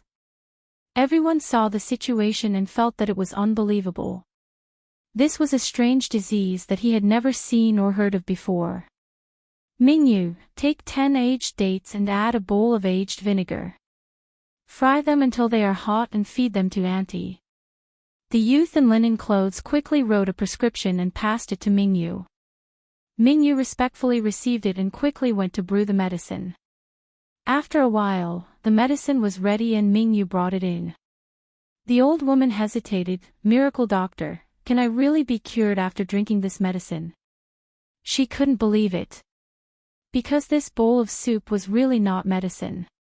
It was just a few dates and vinegar. It smelled strongly of vinegar. Could it really cure his strange illness?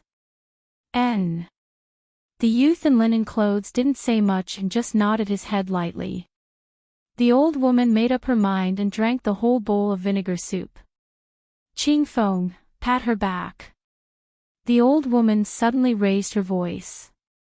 Before anyone could react, another disciple took a step forward, stretched out his right palm, and struck the old woman's back with force. The old woman screamed and spat out a mouthful of phlegm. The hemp-clothed youth glanced at the thick phlegm on the ground and nodded. Auntie, your illness has been cured. Hearing this, everyone's eyes widened in disbelief, almost suspecting that there was something wrong with their ears. Was it that simple? The old woman's face was full of disbelief. She shook her head and said, Godly doctor, don't try to scare an old woman like me. How can I be cured so quickly?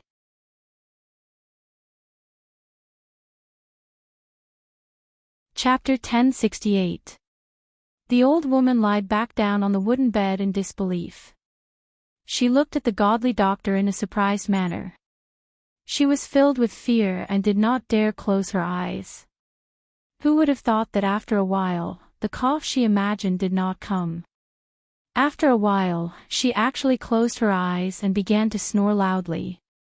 When everyone saw this scene, they were all stunned. Just a moment ago, the scene of the old woman coughing as soon as she laid down on the bed was still fresh in their minds. Who would have thought that after drinking a bowl of vinegar date soup, her strange illness would be cured? And she was sleeping so soundly. If they did not see it with their own eyes, none of them would have believed it. Godly doctor. He really was a godly doctor. Everyone had already called this linen-clothed youth the divine doctor. Now that they had personally seen his incredible medical skills, they were even more amazed. Even Joy Feng began to whisper in his heart.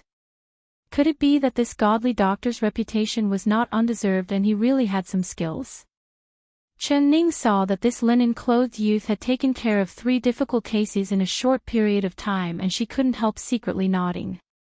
He had only taken a pulse and looked at the patient's complexion, but he was able to clearly explain the time and reason of the patient's illness without a single mistake.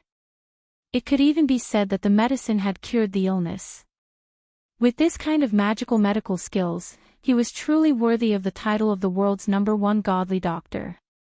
She was afraid that she would meet a swindler from the Jianghu, and she was even more afraid that the patient would be a doctor for this godly doctor. So when the godly doctor was treating the patient, she was very careful. Not only did she observe the linen-clothed youth's every move, even the patient's expression did not escape her eyes. However, she did not find anything fake at all, which meant that the doctor and the patient had not done this beforehand. Like this, her heart was filled with hope. As long as she could invite this godly doctor back to the capital to treat Xiao Bai would definitely be able to live. But how was he going to invite this godly doctor? Because from this godly doctor's past, it could be seen how much he hated the royal family, the nobles, and even the people of the martial arts world. She knew that as long as she revealed her identity and reason for coming, she would be mercilessly rejected and expelled by this linen-clothed youth. What should she do? What could she use to move this godly doctor and make him come to the capital to treat Xiao Bai? Chen Ning thought of 7-8 methods in her heart, but she felt that none of them were suitable. She stood there quietly, thoughts flying through her mind. She decided to be patient and wait for the right time. This noble one, please forgive this one for being unable to help your illness. At this time, sitting in front of the hemp-robed youth was a fatty in his 30s. He had a round waist, a fat head, and big ears. With one look, one could tell that he lived like a prince. However, he was wearing coarse clothes, which made him look neither fish nor fowl. It took him a lot of effort to get in line, but the youth in hemp garments only glanced at him and didn't even check his pulse before directly rejecting him. The fatty immediately got angry and shouted, "Godly doctor, other people line up, I also line up. Why is it that everyone else can treat me, but when it's my turn, you don't? Is my illness harder than the other people's illness?" The hemp-clothed youth said leisurely, "I could treat your illness, but I am not willing to treat you. Please go elsewhere and find a better doctor." The fat man immediately slammed the table in anger and shouted, "Aren't you known as a divine doctor? I don't think you know how to treat it. You don't deserve your reputation."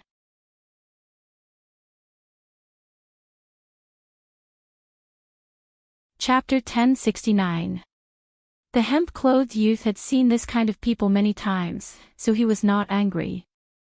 He only said, "Qing Feng, Mingyue, send this noble person away." Qing Feng and Mingyue immediately came forward and angrily said to the fatty, "My master has 3 illnesses that he can't treat. Do rich people like you think you can hide from my master's eyes by wearing ragged clothes?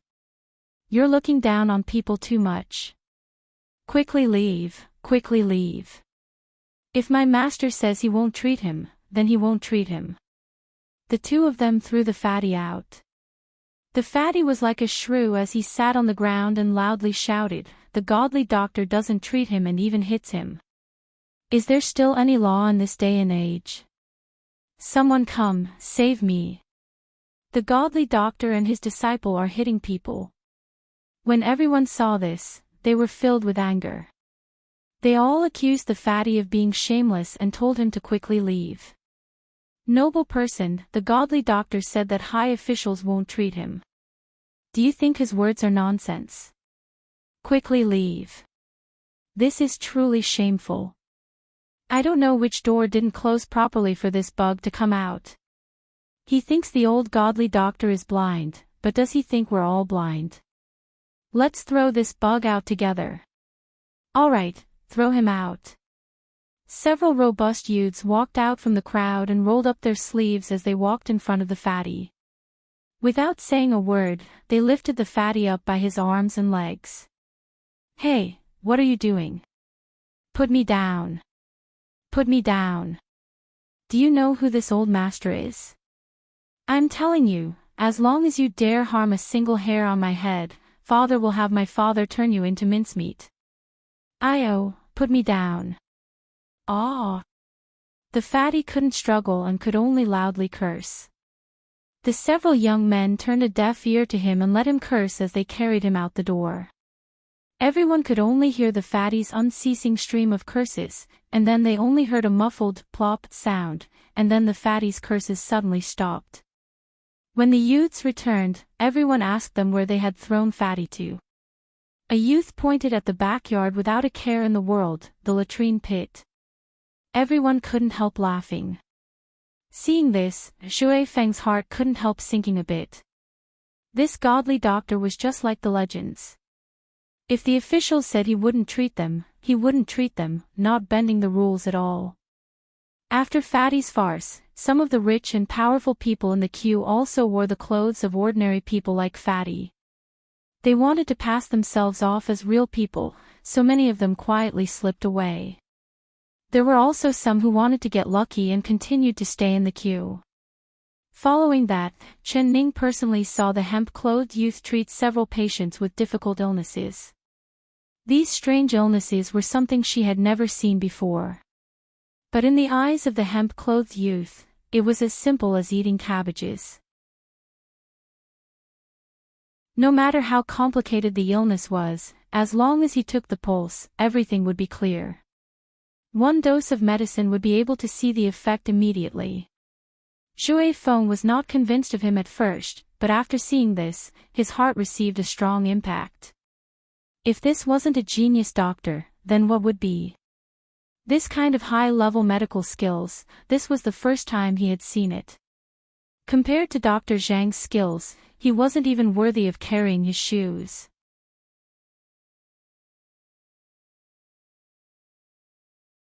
Chapter 1070. Shui Feng's heart hardened. No matter what, he would bring this godly doctor back to the capital city. No matter what method he used, he would not hesitate. The linen-clothed youth seemed to have sensed something. He suddenly turned around and looked at Shui Feng. Shui Feng's heart turned cold. He felt that although the linen-clothed youth's eyes were calm, they seemed to be able to see through one's heart. It was as if he could see through his thoughts. He immediately lowered his head and did not look at the linen-clothed youth's eyes. Although his martial arts were high, his spirit was very reserved. He was tall and thin, with a very average appearance. The linen-clothed youth's eyes fell on Shui Feng's face for a bit before moving away. He no longer looked at him and continued to treat the patients. Shui Feng couldn't help breaking out in a cold sweat. He could see that this linen-clothed youth did not know martial arts and could not even walk. He had been sitting in the chair without moving at all, but his eyes were able to see through him. The linen-clothed youth's diagnosis speed was very fast. Chen Ning pondered while looking at him. This youth's treatment methods could be said to be very varied. He knew bone setting and acupuncture. It could be said that he was most proficient in acupuncture. There were several cases where he did not give the patient any prescriptions at all. With just a few needles, the patient's pain had completely disappeared, making people gasp in amazement. She couldn't help thinking of the book that the youth at the door was reciting about acupuncture points. Her heart suddenly flashed with a thought, perhaps she could start from this aspect. The sky was getting dark at this time and the light of dusk entered the room. Qing Feng and Ming Yu lit an oil lamp and the faint yellow light illuminated the room. Master, we'll stop here for today. You've been tired all day, so you should rest. Chen Ning blinked and couldn't help wanting to laugh. This linen-clothed youth looked to be in his early 20s, only 2 years older than Qing Feng and Ming Yu, but the two of them called him an old man. It was truly interesting. The linen-clothed youth nodded. His face was a bit pale as he leaned back in the chair and closed his eyes. Everyone, my master is tired, we'll stop here for today. I ask everyone to come back tomorrow, my master needs to rest. Qing Feng and Ming Yu bowed to the waiting people. Everyone knew the godly doctor's rules, they would only see patients until it was dark, so they all left. Those who lived nearby went home to rest and those who came from far away had carriages, so they went back to their carriages to rest. They all had numbers in their hands, so they were not worried about lining up again the next day. Chen Ning saw Qing Feng and Ming Yu take care of everything and she couldn't help secretly admiring them. She stood outside the door and hesitated a bit. She did not know if she should leave with the linen-clothed youth. If she just left like this, she would have. "Miss, if you want to see a doctor, please line up earlier tomorrow. My master needs to rest and won't see a doctor tonight." Qing Feng and Ming Yu saw her standing outside the door and couldn't help but look at her. Chen Ning's heart moved and she said, "I'm not here to see a doctor." "Matter. Shui's doctor is." Qing Feng and Ming Yu revealed a strange expression. They had seen many people, and when they saw Chen Ning, although she was wearing normal clothes that were not luxurious at all, their eyes lit up. It was like a shining pearl had appeared in the night sky.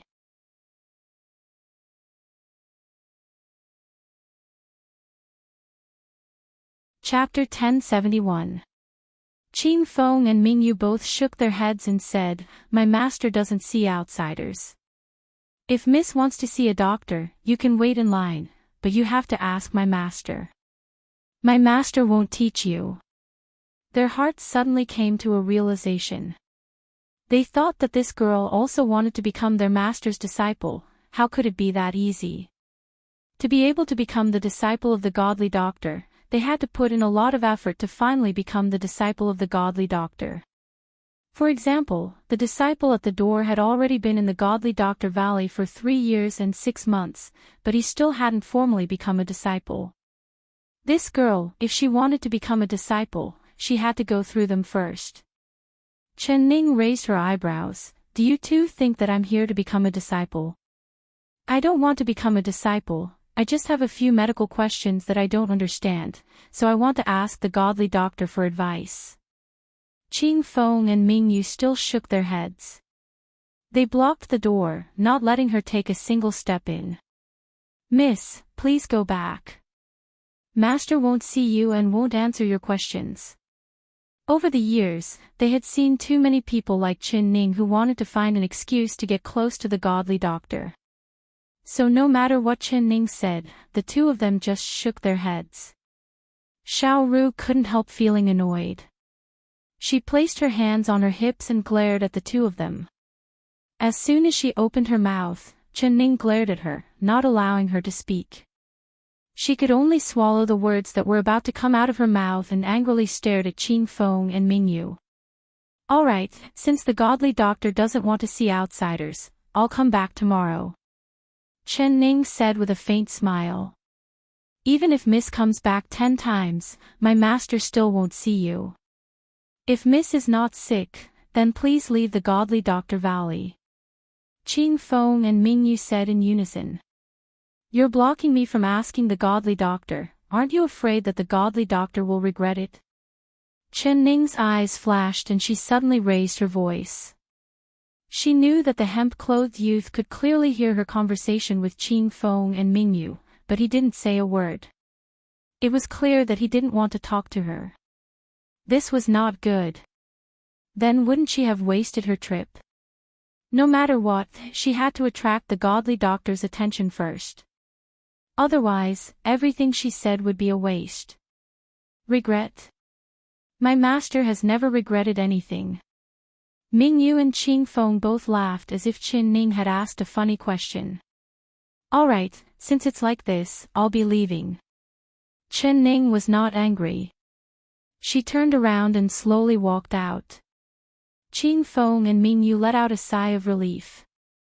They were worried that Chen Ning wouldn't leave. For a delicate little girl like her, they couldn't force her to leave. Seeing that she was willing to leave, it couldn't be any better. Chen slowly walked out as she raised her voice and recited, "The Tianhui acupoint is located at the intersection of the top of the head and the tips of the ears. It belongs to the governing vessel and cannot be damaged easily. The Shinting acupoint is located at the front of the head. It belongs to the governing vessel, a vital acupoint," she kept reciting. Xiao Ru and could. Shui. Zi Feng and Zhui Xiao Feng and Zhui couldn't understand. However, the young man who was guarding at the entrance of the courtyard and Qing Feng and Ming Yu all changed their expressions. They were so shocked that they could not close their mouths. Because what Chen Ning was reciting was the Meridian Point Compendium that she had seen not long ago.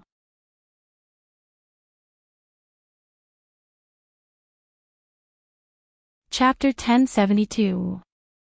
But Chen Ning had only flipped through a few pages and she had actually memorized it word for word.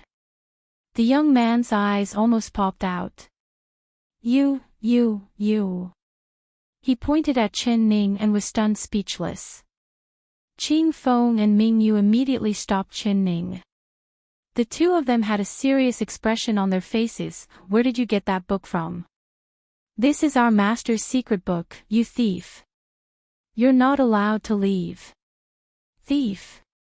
Why would I need to peek? It was this little brother who showed it to me. Chen Ning curled her lips and said. Qing Feng and Ming Yu both turned to look at the young man with a serious expression. You showed it to her. The young man said with a guilty conscience, I only showed it to her once. I never thought that she would remember so much. Just once. Qing Feng and Ming Yu both sucked in a cold breath. They both looked at Chen Ning with a look of disbelief. Ming Yu shook his head and said, I don't believe you. She only looked at it once and she memorized the entire page. I remember when I memorized this book, just the first page alone took me an entire 3 days to memorize it word for word. Junior brother, tell me honestly, how long did you show our master's book to her? What is her relationship with you?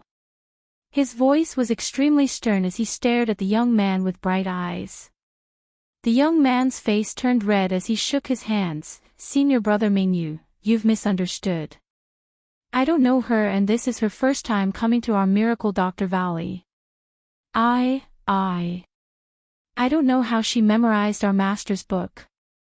You're lying. She memorized it after reading it once. Do you think I, Ming Yu, am an idiot? Junior brother Qing Feng, you're the smartest out of the three of us. How long did you take to memorize the Meridian Point Compendium? Qing Feng stretched out 2 fingers and said with a serious expression, I used an entire 2 days and 2 nights. His face was filled with disbelief.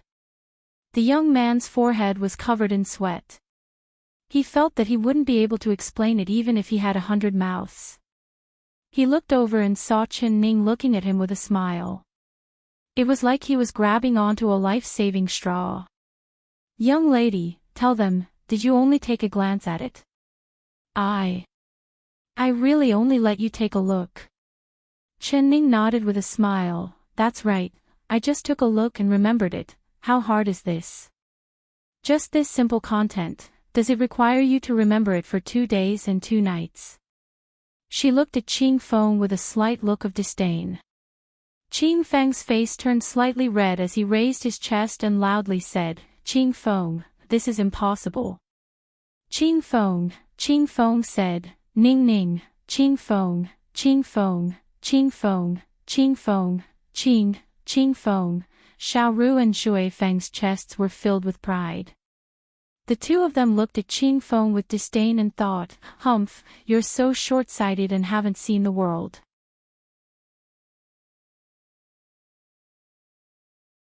I'll let you see how strong my master is. Shui Feng had personally seen the whole process of reading steals on horseback. The thrilling scene at that time was still deeply imprinted in his mind. To him, this was something that he would never be able to do in his lifetime. If he had not seen it with his own eyes, he would never have believed that there was someone in this world who could complete the incredibly difficult task of reading steals from horseback. But he saw.